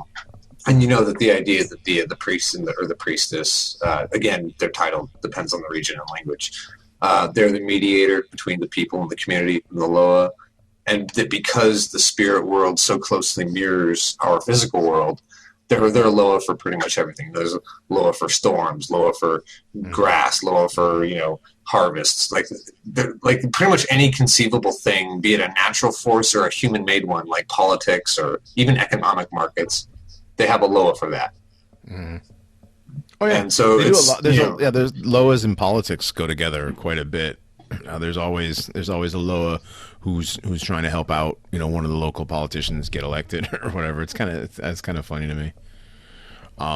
They also shit talk politicians. And they do. They shit. Well, I mean, given they're all snarky, Trump, snappy, they're all snappy drunks. That they'll probably be kind of contemptuous. In Brazil, it was actually candomblé was actually banned by the Catholic Church for a while, and it took them until 1970 for it to be. Well, it was illegal. It was illegal to practice. So the Catholic Church had it outlawed, and so when they allowed it back again in the 70s, people started kind of flocking to it because it was, white people liked it because I don't know. I guess I actually have no idea why white people would like this kind of would like to be a part of this religion. It's very, very black. May I offer my opinion as someone who prefers older religions? So, interjecting my own opinion, I think it's a product of them being deracinated because, you have centuries of their own native European spirituality kind of having been stamped out or replaced by Christianity. So, a lot of people, now that we're kind of in a post-Christian age, I don't mean to offend anyone with that. I'm just saying it's, So you have white people that are kind of yearning for a spiritual home, so to speak, and they're kind of worn on a lot of, Christian ideals, kind of the strictness of it. Just because we have a very hedonistic, individualistic society, so people don't really want that kind of uniform, kind of thing anymore. Mm-hmm. So, because their own spiritualities have been kind of delegitimized over the centuries, they kind of turn to, it's the same reason why they love, oh, I'm a Buddhist. I think Taoism is so interesting. They're looking to a foreign spirituality because to them, since it still has legit practitioners from those places, it's not anything restorative or reconstructed, that they feel like it's more legitimate, like it's more real. And so I think that they're kind of essentially grafting their own spiritual desires onto what is essentially a foreign religion or spirituality, because it's something they yearn for, but something they're uncomfortable taking from their own nativity. Well, you're told your own culture is non-existent as a white person. Right. Yeah, so you're going to look to a culture that quote-unquote exists. Oh, Thor is a silly Marvel comic thing. But if you want to be interested in, voodoo Loa, well, that's cool. That's the thing. People do that. I have noticed that the more I watched, the more documentaries and stuff I watched on this, the more that, it's it's amazing how great these brown and black people's cultures are and whatever. It's like Horace always says, whenever they discover something ancient and white, they cover it up and hide it. But whenever they discover something ancient and brown, it's raised up like it's the most amazing thing ever. So, or worse, they misattribute it. They discover something that heavily points to, Egypt is a perfect example. You have all these monuments and glorious works that are the works of a not a European people, but a Caucasoid people. Mm-hmm. And, because of the geographical proximity and all these other different factors, you have the We Was Kangs phenomenon. Right. Even though they're separated by thousands of miles of desert. Anyways, yeah. A very impassable desert. Exactly. Especially when you got no wheels. Yeah, you're a Stone Age society. Literally, just going to roll across the Sahara. I don't think so. Yeah, but anyways, like I was saying, okay, so this was the candomblé was outlawed until the 70s, and it has as many as 4 million people professing this faith now in Brazil, which is interesting. How many people live in Brazil? A lot. A lot. It's the most it's several billion. No, it's not that. I'm thinking of China. Sorry. Yeah, no, it's a few. I think it's a few hundred million. It's a lot. That's a decent percent. But 4 million people is a decent percentage to follow something like this. So 208 million. 208 million. So okay, so you have 4 million people. That's 2% of the population. So there's as many. So are they the Jews of Brazil? Gays. Yeah, exactly. There's as many. Sure. Well, no, there's more gays in Brazil than that, I'm sure. Anyway, right, we're getting. Have you ever seen Carnival? Yes, exactly. But that's the other thing is Carnival. The thing about, so you have African voodoo, and then you also have Mardi Gras too. You have tribal rituals as well that are not voodoo. You have the Amerindian or whoever they are that were down there. The Taino, yeah, the Taino natives that were there. They have those. Anyway, so that's Brazil. They're not Brazil. No, we're talking about Brazil. Brazil wouldn't be the Taino. No, Brazil wouldn't be the Taino. Yeah, no, Brazil would be Inca, Aztec, whatever those people back then, right? Aztec was Mexico. Inca was Mexico. Andes. Inca was Andes. Who would they be the original natives of Brazil? We should know this stuff. The Amazons, maybe, at least in the jungle. Mm. I'm not sure, honestly. But anyways, who? It doesn't matter. It don't matter. We're talking about voodoo, not that stuff. All right. So that's that. And then the other area of the Caribbean that had slaves brought to it was Cuba. And Cuba had its own sort of... Before... Okay. Yeah. I was going to say, did you want to get into zombies before we went on to the Santeria stuff? Well, I thought that we'd do that and then we'd do zombies at the end. Oh, all right. Does it work? I mean, does it work with... Well, I actually didn't know that Santeria had zombies like Voodoo did, so I'd be learning something if they did. I thought Santeria was voodoo. Oh, it's super, super similar, but I don't think it's quite spot on. Not in the sense that it has zombies, but don't quote me on that. I might be wrong. Well, no, Santeria is. It's just the worship as their version of that. But yeah, okay. So let's do zombies now then. Okay, so in voodoo you have you have possession by the Loa, and you also have zombieism. So people get turned into zombies. There's like two kinds of zombies too. Mm-hmm. Yep. There's two kinds. Yep. There's physical zombies and what's the other one? Spiritual zombies. They're like ethereal zombies. Like if you've ever heard like a psychic vampire kind of thing, they're extreme. Yeah. They're very similar to that. And those are the real zombies. Mm-hmm. What do you mean by that? Well, when they're like the original zombie, correct? The spiritual zombie. I thought they were both just different kinds of the same phenomenon. Because the zombie phenomenon itself is the sorcerer, the boko or whatever, enforcing their will with black magic to control and distort and pursue their own agenda. So I was under the impression that it was just a different path to the same goal kind of thing.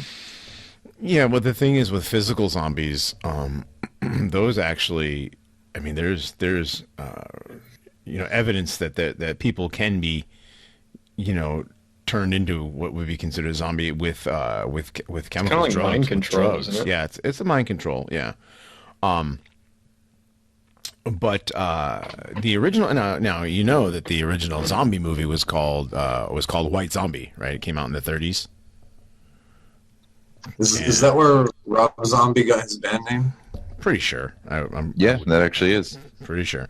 But yeah, so in the 1930s, it was about a white guy who was in love with a woman, and so he went to and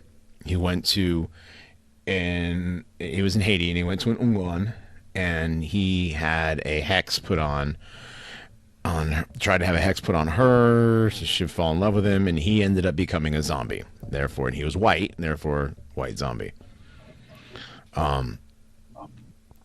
So zombie comes from, in voodoo, is the word zombie, Z-O-M-B-I, is another name of Dambalawido. But zombie comes from the Niger Congo origin. So it's a Congo word. Zombie starts with an N. Thinking about it. Which means God in Congolese. So you have the in the Congolese, you have the astral zombies, which is the human that you were talking about, the Bokor capturing human souls, and that's what, and they take the soul, and the Boko becomes stronger by capturing somebody's soul. Yeah, I have a story pertaining to them if you guys want to hear that real quick. Yeah, go ahead, man. All right, so when I was a kid, we took a family vacation to Charleston to visit family, and we took a ghost tour with a guy named Ed Macy. So some of you guys out there might have heard of him.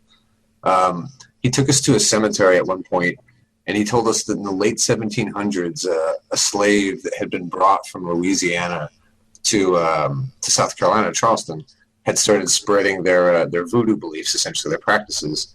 Or this might have been the early 1800s, I think, actually. Antebellum South period.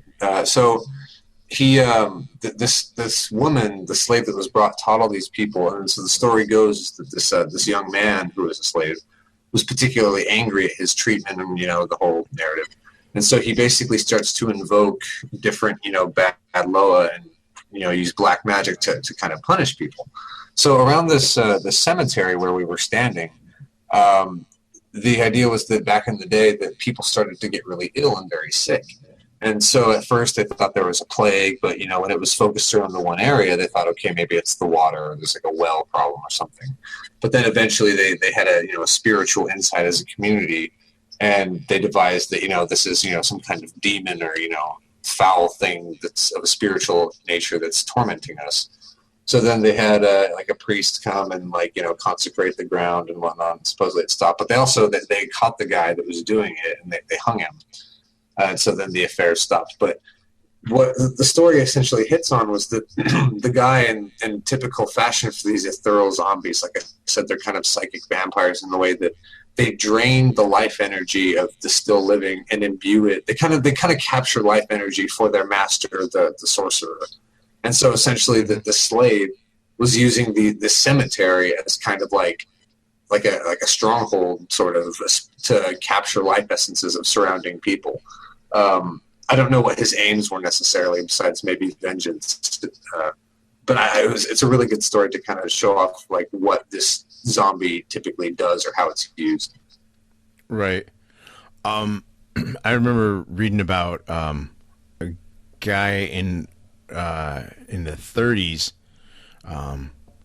There was a case of Felicia Mentor who died in 1907, and people saw her wandering in the streets 30 years later. So they believe that she was dug up and given some sort of had some sort of a curse put on her. That would be what would be considered a physical zombie, which is a different than a psychological zombie. A lot of people think of the physical zombie as like a rotting corpse. You know how we think of it from like video games or The Walking Dead, where it's a shambling, rotting thing. Mm-hmm. And they are, dead people or something a lot of times. But more often than not, a zombie is actually a still living person that is entranced or otherwise hexed into essentially being a slave. Right. And so, like we were talking about, that liberal guy earlier was saying, this is a reflection of Haitians' slavery origins as a society.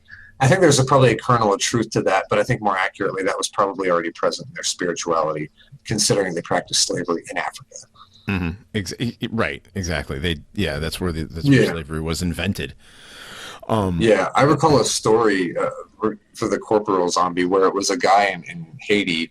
He had died or something and then was buried. But then his last memory after, being in his bed in his house was that he heard a bunch of people chanting above him, and it was really otherworldly and bizarre. And then they dug him up, and he doesn't really remember it, but he remembers being fed some strange foul tasting liquid and essentially being made to work on a plantation. Or do you know what I'm talking about? Yes, exactly. That's where the Serpent in the Rainbow story that I said at the beginning. We talk about the movie The Serpent in the Rainbow. It came from a book. Yes, Wade Davis was a guy who he basically he came up with a pharmacological case. That's a tough one for me. Pharmacological case for zombies. He wrote 2 books. He wrote Serpent in the Rainbow and Passage of Darkness, the ethnobiology of the Haitian zombie. He was in Haiti in 1982. He claimed that a living person can be turned into a zombie with a combination of 2 powders. So they put it either in your bloodstream, like in a cut or something, or you had to drink it or swallow it. Turns out that there is a tetrodotoxin. Basically, it's the same thing as what's in the Japanese fugu, the pufferfish. You know what I'm talking about? Yeah, the super toxic stuff that kills you if you eat it. Right, but but you still eat the fish because it's some sort of ritual to eat. Because you're weird. And, yeah. So because you're Japanese. Right. Yeah, and that's the story of the guy who they heard the chanting and whatever, but that's the same thing. It turns you into a zombie, so it basically it can put you in a state of near death for days. So in the movie, in the book, Serpent in the Rainbow, this guy goes down there to do research, and he gets this powder blown in his face, and he basically the reason why he goes down there is because he heard about this zombies, these people that were buried and that came back from the dead. So what ended up is that they were dosed with this tetrodotoxin, and they're near dead. Like they have no pulse, they have no they test, well, in Haiti, the way they test to see if you're dead is they put a mirror over your mouth and nose, and if no air comes out, you know what I mean, the mirror doesn't fog up, then you're dead. You think by now they learned how to check a pulse? Well, no, this was in the 80s when. Oh, I thought you meant now. No. This is in the 80s. So there was a story. So the guy, what happened was there was a guy. It's a combination of the story of that Felicia mentor who they said that she had been seen wandering the streets 30 years after she died, right? Well, that's a little too long. These are like days, like a week after they died, they were buried. Like they buried these people, and a week later they would see this guy wandering around the streets, so yeah, they like shouted at him and stuff, and he just totally didn't respond. Yeah, right. Well, what Davis found out is that the first toxin, there's two powders. So there's the first one that puts you into the dead state, and so this guy's dead, so they bury him, and then he wakes up, and digs his way out of his grave. So there's a second powder, and it's got dissociatives in it, and basically it puts you into a zombie-like state. And now the second one is there's a plant called it grows in Colombia, and it grows from the Bradshaw tree, and they call it the devil's breath. It's scopolamine, and basically it turns into a powder, and you can put it in somebody's drink, or you can blow it in their face, and within minutes you turn into a zombie. Basically, you've got no free will, but you're coherent. So when your parents told you that drugs turned you into a zombie, they weren't really exaggerating all that much. They were not exaggerating, exactly. So there's this guy Davis, again. There's a story of this guy named Clairvius Narcisse, whatever. It's some French black dude from Haiti. He died from this, but basically you would get dosed with this and you get turned into a zombie. You have no will of your own. You basically, you have no reactions. You can tell them to do stuff, they'll do it. There's your physical zombie. But this is very well known in Haiti and in South America, that these plants basically, and I used to see these after reading this article about these plants, this Bradshaw tree. They're all over Berkeley, California. Was that article that you linked? I remember seeing that. Mm-hmm. Oh, with the flowers that are hanging upside down. That would explain Berkeley entirely. It really, really does.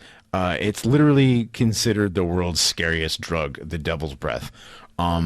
People from South America have gone on vacation, and all of a sudden they're like, I don't know what happened. Like, I'm missing a whole day or 2 days, and it's like, what the hell? I don't have any money. I don't know where my wallet is. My phone is gone. I didn't do anything. Well, last thing I remember was this guy asked me what time it was. And these petty criminals will blow this dust in your face, and boom, next thing you know, you're a zombie. People get raped. You empty your bank accounts. People have been coerced into giving up kidneys. Other stuff. So but yeah, it's like never leave your house. Pretty much never leave your house. Yes, this is another point on the side of being a neat. But yeah, so do you mind if I go into the creation of a zombie real quick, since we're talking a lot about it? Yeah, go ahead, man. So like I said earlier, there's the voodoo view that your physical, or that your being is composed of three parts: the physical and the two souls. So the way that a person becomes a zombie, in the case of death, and also like how we said before, that some of those death loa, they kind of swoop in to protect your lesser soul from being misused by, a book or, sorcerer or whatever. So your grand soul moves on to the crossroads and goes and deals with all that. But while that's happening, more or less, your lesser soul, the one that animates your body, it kind of hangs out at your place of death. For a lot of people, this is going to be a cemetery, which is why, like in that story I told, the cemetery is a good place to go if you want to, capture some zombies, be they ethereal or corporeal. So, and also to be distinct, a voodoo priest and priestess are totally separate from the sorcerer kind. We already made that distinction, but you're just going to hammer it home. So it's the sorcerer ones that are doing this, not the priests. And so, like we said, the Loa are worked with by the priests, as mediators in their community to kind of, bridge the divide between human and divine. These, Boko or whatever, they kind of circumvent that. They go straight for the bad Loa to, pursue their own agendas. They don't care about balance or justice or anything like that. They care about their own personal nefarious ambitions. So we already talked about the ethereal zombie and how they kind of get, bottled like an essence. But the physical zombie, while their soul is still hanging out and their kind of corpse is fresh, they're vulnerable. So without that, the lesser soul or the bigger soul to kind of, guide your physical form, that part of your body is vulnerable. So ultimately, the zombies that we know of descend from one part of your being, except for the grand soul, which goes on. So it's like kind of like the remnants of your being can be taken by nefarious agents and turned into one zombie or another, or both. I'm not sure. Maybe both can be made from one person. Yeah, and actually, from what I've read, a lot of zombies were actually used for economic reasons. Like we think of them being, sinister, to eat people or kill someone, but most of them were there to, sugar plantations or coffee plantations. Zombies are economic. That's Berkeley. The market provides or whatever. Yeah, Berkeley. Yeah, exactly. What do you think? Yeah, how do you think all of a sudden in the '60s, everybody, man, that just explains a lot of stuff.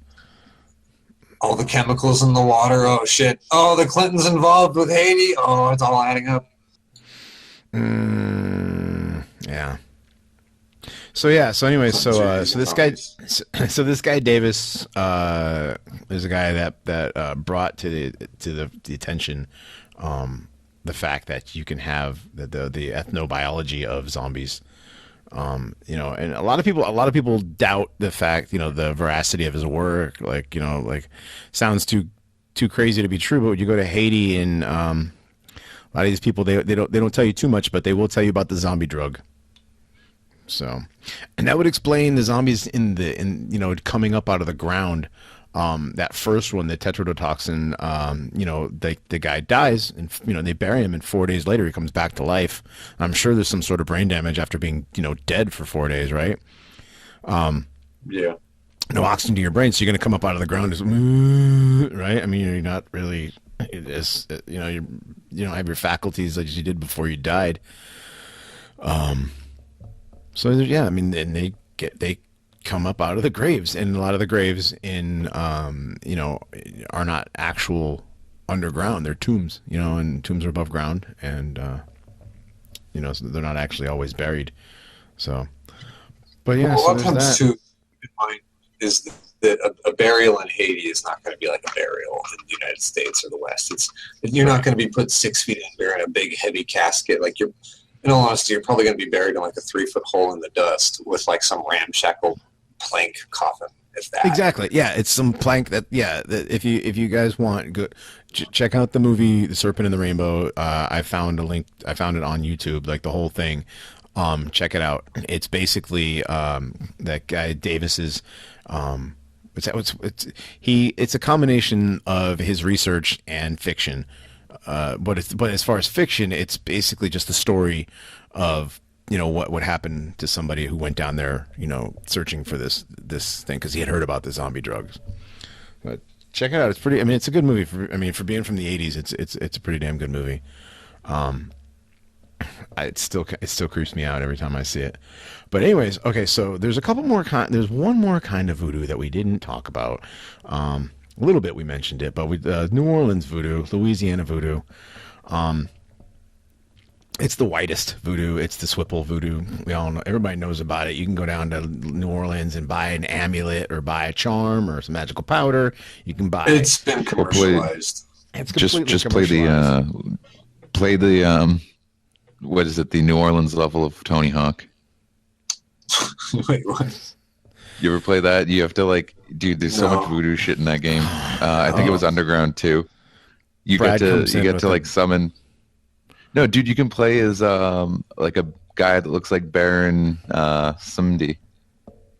Oh Jesus! Right on. But yeah, you can buy voodoo dolls, and you can buy what they call gris bags, the little bags that you wear around your neck. They have like inside. They have like it's like voodoo for black people. What Wicca is for white people. Except not even because white people do voodoo crap too because they're idiots. I mean, you know, and the thing about New Orleans voodoo is it promoted certain things. I mean, there's the Creoles, right? And the Creoles were, you know, half French, half black, that quadroons, octoroons, mulattoes. You have your voodoo queens, your voodoo kings. Your voodoo queens, there's one very famous one. That was her name, Marie Laveau. You guys ever heard of her? That name rings a bell. She had the... Which one?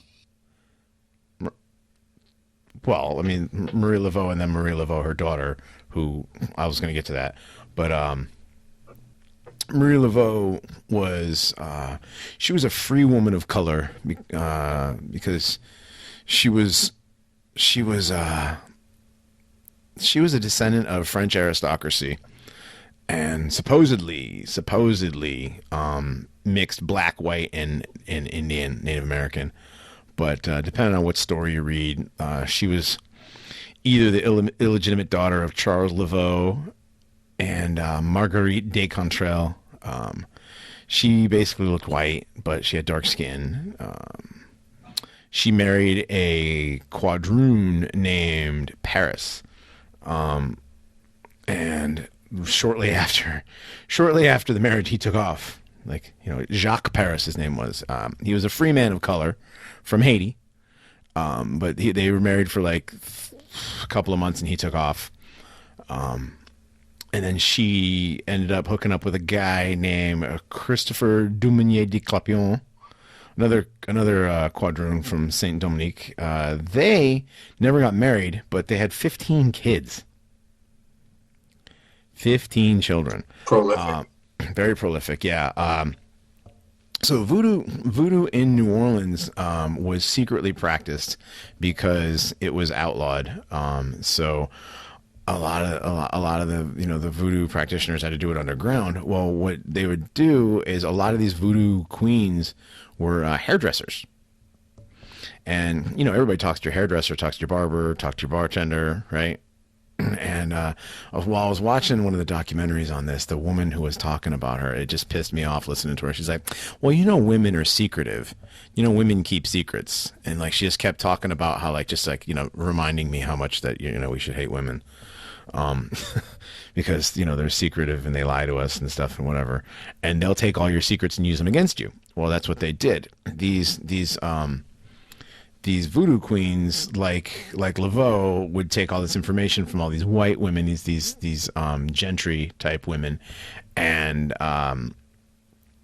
would use it politically, basically. So, you know, and she started up a place called the Maison Blanche, which is the White House, and she basically would bring in people, guys, and hook them up with black girl prostitutes.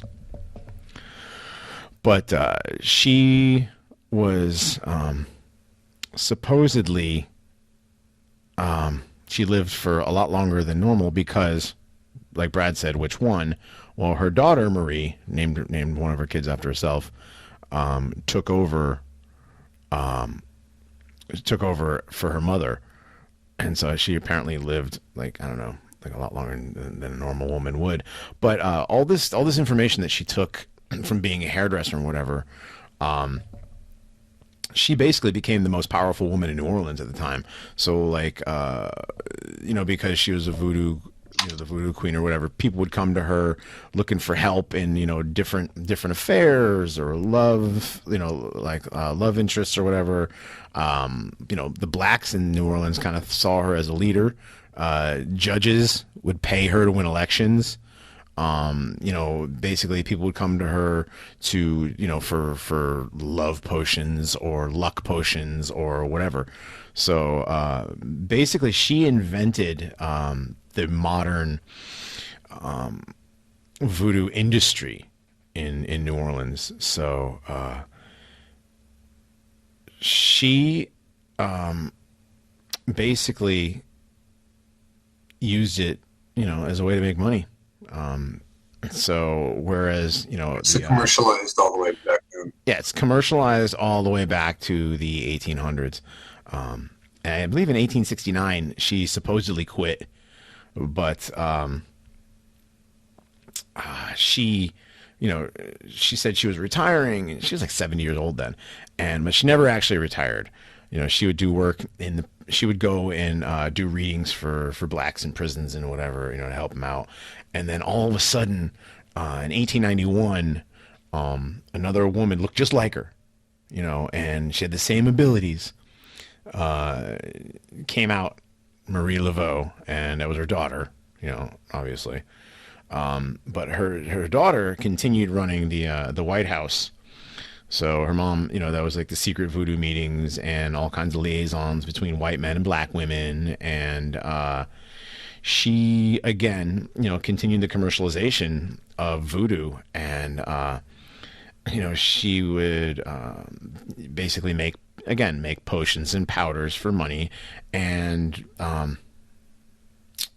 basically set up white guys, politicians and officials and whatever with black prostitutes, naked, the dancing black girls and whatever. They were never raided by the cops because the cops figured that if they raided her, that she would hoodoo them, put a hex on them or whatever. I noticed a recurring theme is that idle white people are really suckers for exotic spirituality being marketed to them. So then Marie Laveau II, who was, supposedly Marie Laveau, she died. Her power still is not supposedly gone. Her tomb, her crypt or whatever, it's in the St. Louis Cemetery No. 1 in New Orleans. And people still go there and try to summon her. You go there, and with the red chalk, you make a red cross, and you say her name 3 times and knock 3 times, and you ask her to whatever, and she's, you try to summon her spirit, whether she's buried there or not. Her spirit, I guess, is still brought there because of that. But she's the most famous Louisiana voodoo queen. Of course, then there's Dr. John. They call him Bayou John and Prince John. He was he was a slave. He was a voodoo king in the 1800s in New Orleans. He brought voodoo to New Orleans from Senegal. That's where he's from. He basically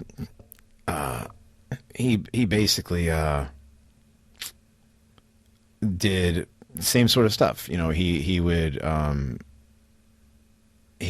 do readings and voodoo rituals and stuff and whatever. But another guy who was pretty famous in New Orleans, this guy's name is Frank Staten. He was born in 1937 in Haiti. He goes by the name Prince or Papa Midnight. And he actually is now known as a guy named Chicken Man. You guys ever heard of Chicken Man? He's still around. Yeah, I've heard of the name Chicken Man before. Yeah, Chicken Man. He started off doing these rituals with chickens where he would sacrifice chickens and stuff. He did it in nightclubs. He would do dancing and magic, and he was the original Ozzy Osbourne. He'd bite the head off a chicken and drink its blood.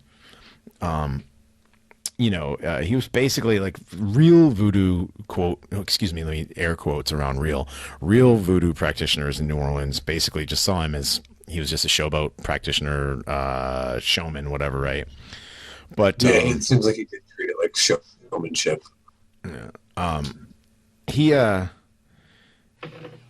I'm sorry, I didn't mean to say he was still around. He was around for a while. He died in 98, mysteriously. So probably something to do with I don't know. But he got arrested a few times for animal cruelty and stuff. So the chicken people came after him, which is funny because we kill how many chickens for food. But this guy's doing it in the street, biting their heads off. So I don't know. He used to I kill one after I put my sins into it. Yeah, I was thinking about that too. Yeah, you guys do that too. Spin it over your head in voodoo? No, they don't spin it over their head. The movie we were talking about earlier was Princess and the Frog. Was the New Orleans movie? Oh yeah, Yep. And the villain was basically supposed to be the witch doctor guy as a Boca. Yeah, yet again, Disney kind of shitting on it. They made a witch doctor into a bad guy instead of I mean, they kind of combined the sorcerer and the priest. Well, yeah, but he's a Boko though, so like he's supposed to be a Boko. So I never actually saw it. I just assumed from him. I have a kid who likes Disney movies, so I have seen the Princess and the Frog. Yeah, unfortunately.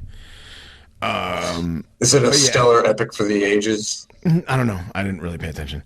But in Louisiana, not just voodoo, they have what's called hoodoo.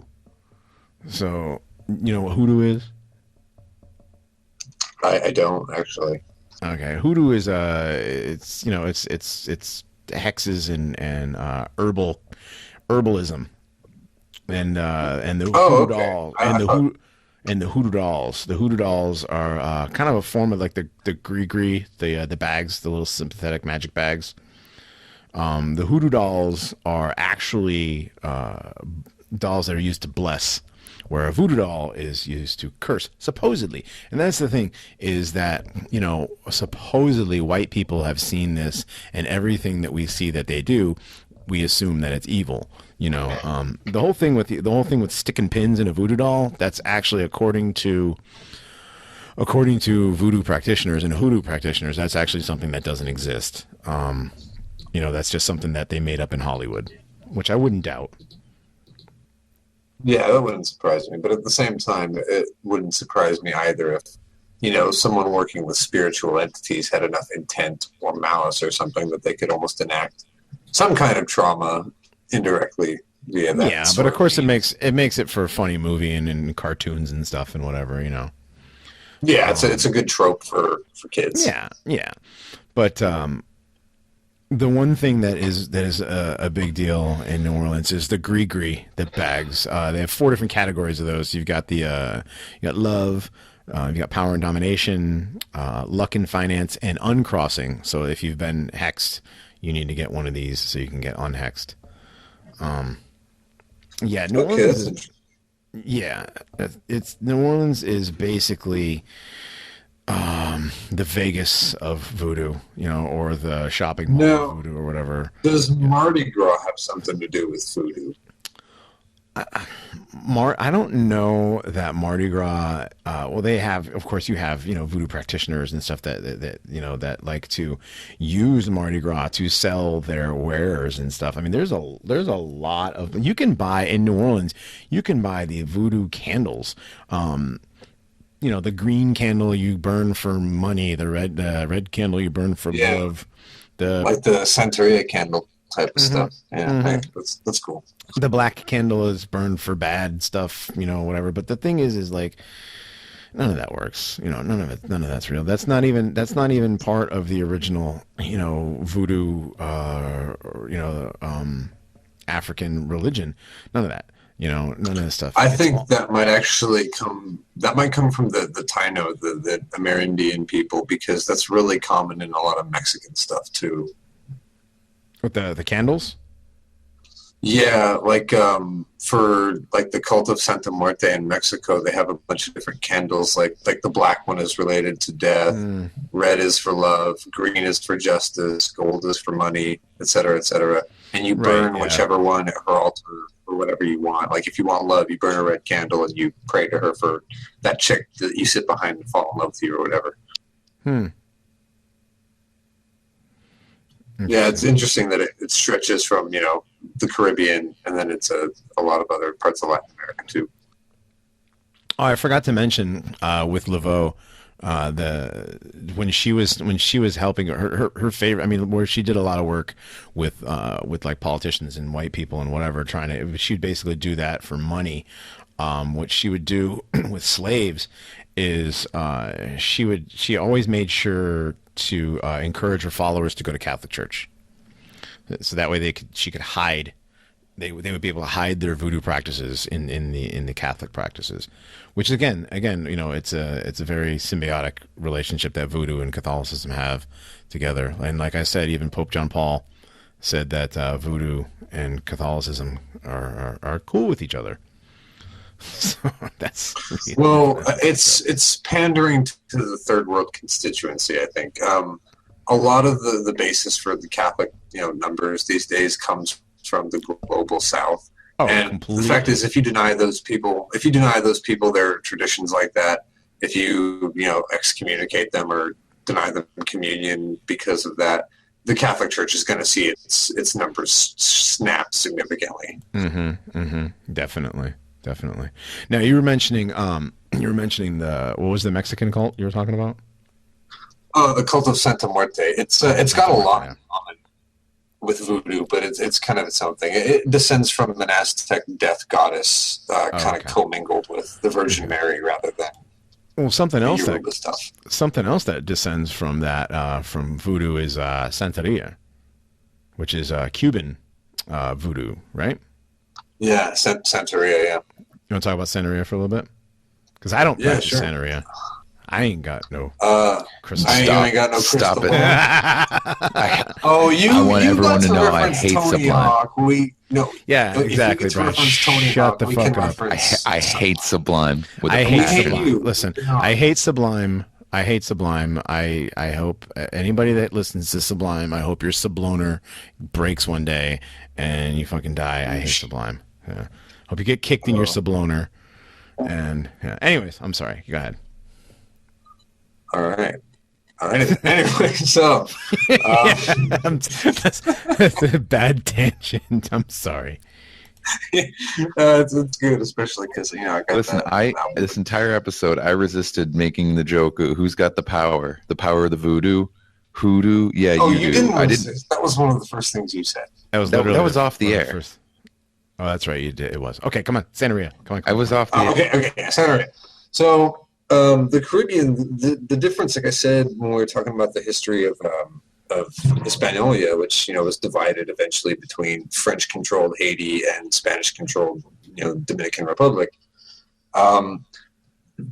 You had like the native people to that island were the Taino that were also in southern Florida and like in Cuba, so it's the same people. So in Cuba, you had a lot more of the natives, and they did have that slave trade, but it wasn't quite to the same level. Like the slaves didn't really replace slaves like they did in Haiti. So Santeria is still, very much descended from a lot of those Yoruba practices, but it's got a lot more of the native Taino influence. And now Spain controlled it for a long time, and I don't know what specifically about the difference between Spanish and French administration would lead to more order or chaos. But the Spanish maintained order a lot better than the French did. So they kind of had a more stable hold on the region. There wasn't that same, slave morality applied to the theism so much. But so, again, it's kind of a commingling of native beliefs and practices and Catholicism. Now, an interesting thing I thought was that I mentioned it a lot of in Santeria. They talk about, a cosmic serpent, sort of, where they say that the first person essentially was either, in different accounts, either was a snake that became a human or was a human that became a snake. And it's kind of a loose connection, but I think that's very interesting to connect to the Mesoamerican Quetzalcoatl, who was reputed to have left on a raft, out to the sea, then came back, which is why the conquistadors were seen as, oh, hey, Quetzalcoatl's back. But so the idea that this belief also left on a raft and ended up in Cuba is interesting to me. But so you had that same, called the folk syncretic religion, but it wasn't really suppressed as much by the Spanish. It commingled a lot better with Catholicism. Like even now today, I mean, we kind of have a stereotype of the old Mexican grandmother who has, that closet full of multicolored candles and like a shrine. Now I said Mexican, but that's kind of inaccurate. This is a Cuban thing, but it has spread to a lot of other parts of Latin America. But so, the idea is that there are all these like different prayer candles and shrines and little knickknacks that you use to honor different spirits or saints. The Cuban version, Santeria, is a lot heavier on identifying them as saints. It's not as, the voodoo is a lot looser, and it's like, oh, okay, Snake Loa, Snake Saint, Snake Dude. Where in Santeria, it's much more that like the saint is the actual figure, and then all the other mythologies related to it are kind of like children's stories that are like not quite accurate, but they're pertaining to it, if that makes sense. You guys follow me so far? Yes, indeed. Right. So it's not too distinct from voodoo to the point where there's like a huge case to be made, but there is a lot more of it influencing modern America simply because of the immigrants in a lot of them in New York and the East Coast, because that's where a lot of Cubans end up. But something also that's kind of related and that has, again, counter-spread. So like we talked about how voodoo spread from Haiti to Brazil to all the different places, the Caribbean to, Louisiana and such. This whole region of like Mesoamerica and the greater Caribbean seems to be kind of hot for that. And that like the cult of Santa Muerte, while originating in Mexico and very popular in Mexico and the American Southwest, is, gathering practitioners in Cuba and Puerto Rico and all these different places because of like this pan-emerging Latinx identity. And so an interesting thing is that like Santa Muerte is like hardcore Catholics. And I know people personally that are hardcore Catholics, and they will swear by her so much as they do Jesus. But to them, she's not really a death goddess. It's not really kind of heretical in that sense. She's more of a personification of death itself. She's a really complex figure, and I don't want to go on a tangent kind of getting into her. But as it pertains to voodoo, she kind of has a lot of similarities to some of these figures, like the female ones we were talking about earlier, that are patrons of love, they're patrons of revenge and that kind of thing. And that she herself kind of is known as being a protectorate of people that are involved in crime or that, are like sexual minorities or, are just kind of morbid, grim, outcast people.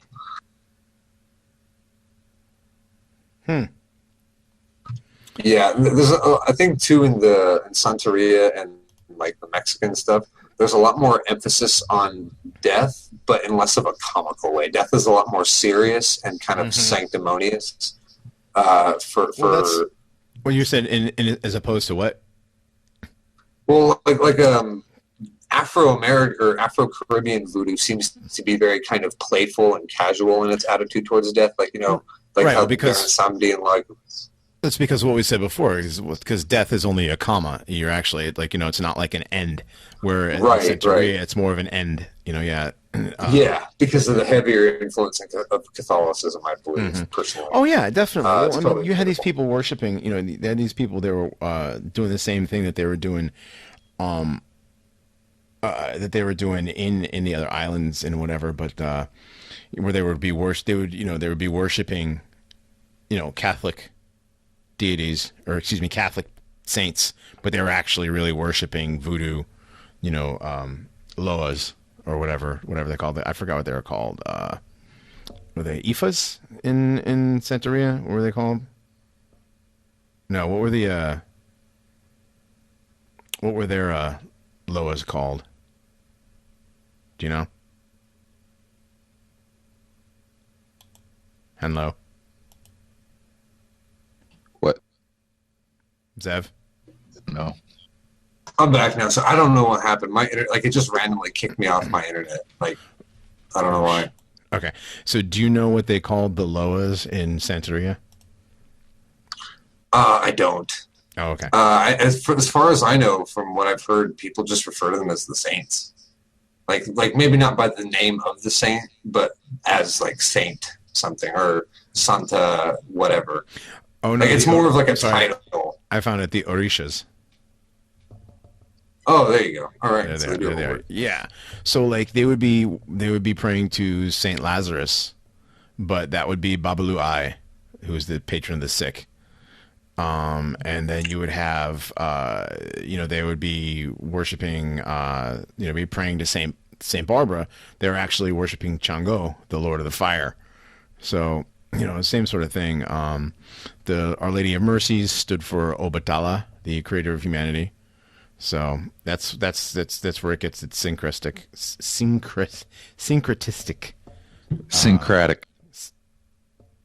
Well, it depends. Syncretic and syncretistic. Syncretic and syncretistic. It's another word for it as well. Yeah. Another thing, a distinction for the Adam pops up. Adam pops up after being quiet for 2 fucking hours to correct me. Thanks, Adam. I'm listening. No, I was I was making the comment. That's the problem, Adam. Is you're listening.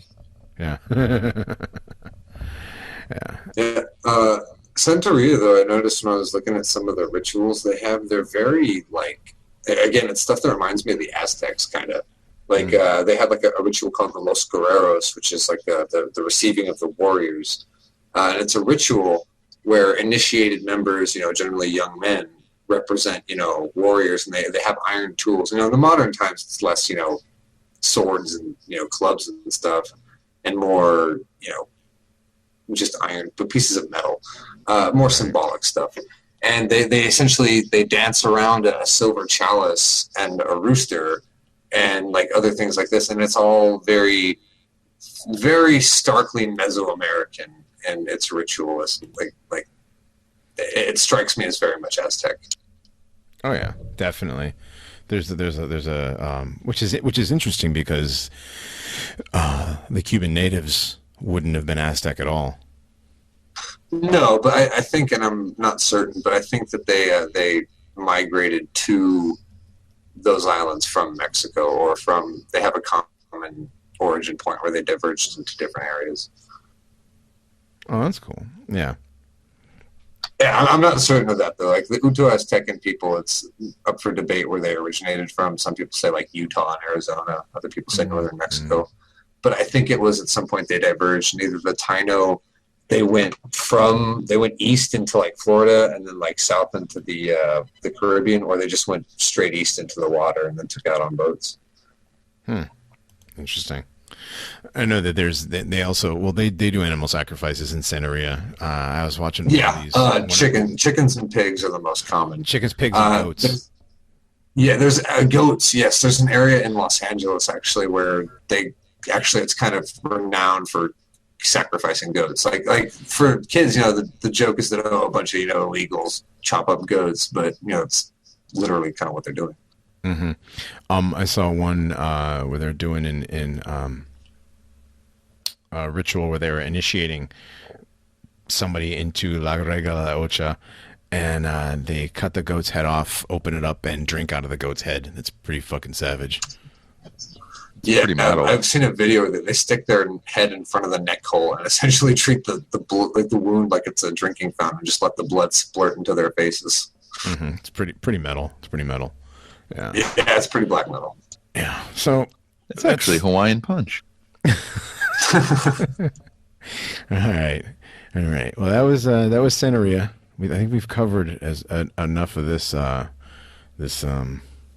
black religion as possible. I think we're good. You guys got anything you want to add to this for tonight? No, not really. I mean, we could. I mean, there's Papa Doc did nothing wrong. The only real thing that I would think of is to go into individual Loas, but there are so many of them that, I mean, I would just advise listeners to Google it yourself and look at the ones you find interesting. Because if you want us to narrate it to you, we're going to be here all night. There's a lot. And it's already late, so yeah. So, I don't know. Adam? No. No? All right. Brad, you said Papa Doc did nothing wrong. He actually did a lot wrong. He did. Yeah, don't be silly. All right. Well, this was the voodoo episode of the Paranormies present the Ahnenerbe. What's up? Did you have any emails you wanted to get to? Any business stuff? Cover? We had one donation. I forgot. I didn't want to. G Gordon Shitty donated $20. And it was funny is because as soon as we finished recording the Bell Witch episode, he donated that and asked if we could cover the Bell Witch. So there you go, dude. No, don't mention that. We need to make him believe that we did it for him. Well, now it's too late, Brad. Make him feel special. It's too late. Hey, shout outs and stuff. Shut up, Brad. Yeah, come on. And yeah, but imagine having an episode just for you. You're mentioned by name. It's enough of that. There's plenty of emails. We'll do emails next week. We're already running over time. So we'll do emails next week. But yeah. So for Brad and Zev and Adam, I'm Johnny. This has been the Ahnenerbe. I said it wrong again. I'm not going to do it. All right. Brad, you got a creepypasta for us this week, buddy? Yeah, this week it's Stop Being Such Babies. Seriously? Yeah. Yeah, it's the name of the story. Stop Being Such Babies. Okay. Same could be said for you. But anyways, yeah. All right, well, we're going to take you out with this creepypasta, and we'll see you later. Time travel makes you gay. There's nothing scary about the woods. Sorry, guys. Or should I say, sorry, kids. I get it. You all saw Blair Witch Project or read some shitty creepypasta BS online, and suddenly some of the most beautiful places in the world are havens for demons or zombies or whatever garbage is lining the pockets of writers these days. But guess what? It's all your imagination. Look, I remember being a kid. My mind would go all over the place. Ghosts and goblins and aliens and blah, blah, blah. You know what happened, though? I turned 13. I saw the real world. Here's why I'm so irritated about all this, "Ooh, I'm too scared to go into the woods now" bullshit. I live near a state park. There are quite a few local businesses that used to thrive because of the high number of hikers, picnickers, and day trippers during the spring, summer, and fall. But over the last couple of years, perfectly coinciding with those idiot kids one-upping each other to cry about how scared they are, these businesses have lost a ton of money. Yes, I own one of them, an ice cream stand. I could see the trend starting, too. Pasty white, black-clad preteens on vacation with their parents would whine about being too frightened to go on a mile-long hike along a pristine trail just because there were spooky trees all around, all while shoveling ice cream into their soft faces. I thought back to what my father would have done if I complained about being too much of a baby to walk around outside for an afternoon. The only ice cream he'd have bought me would have been for me to put on my black eye. So I've lost money because of this shit. My buddies lost money too. Spouses divorced each other. Kids ended up not going to the colleges they wanted to. And the local economy, aside from the revenue from skiers in the winter, went to hell. And it's all because of those little assholes who think fragile bleeding and cowering in fear is more desirable than strength and resiliency. I weep for the future. My ice cream stand is supposed to reopen on March 1st. Already, though, I can tell it's going to be a brutal season. The pervasiveness of those online stories about creepy things in the woods, and oh my god, I can't believe what I found in this diary while I was hiking, has grown and grown.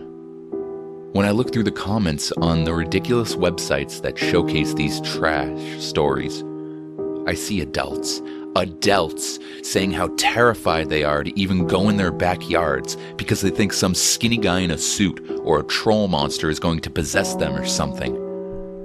Never once have the authors of that garbage thought about how their recklessness is destroying small businesses. Before my wife died, I used to look out from my back porch and see families hiking through the woods, kids skipping stones across the pond, and dads teaching their sons or daughters how to safely build a campfire using sticks. Now, there's just the timeless woods and a devastated economy. The childish dopes succeeded in scaring themselves away from nature, and they screwed up the livelihoods of real people in the process. Thankfully, every now and then, a family will walk by the house and do the things I used to see before that I'm too scared horseshit started. The other day, for the first time in nearly 3 years, a young couple braved the melting snow and mud and set up a tent right on the outskirts of my property. Do you know how happy it made me feel to finally see some people who weren't afraid of ghosts or haunted woods? I must have stayed in the tent until the sun came up, enjoying their warm, young meat. The woman died instantly, but her husband or boyfriend or whatever remained alive for hours. The only benefit of such a low population of hikers nowadays is that not a single person heard him screaming as he watched me eat the most tender morsels of his partner before I unleashed my appetite on him. Another bonus, they were in a tent. I just had to wrap it around them and drag them back to my house. No fuss, no muss. After all my complaining, I have to admit, finding two people who were brave enough to go out into the woods helped me feel better. It showed me they didn't follow trends and did their own. Just like the good old days. It doesn't entirely make up for the lost wages and the harm to our local economy, but it's still something. That knowledge, plus a freezer full of meat that'll last me through to the spring, helps warm my cynical heart.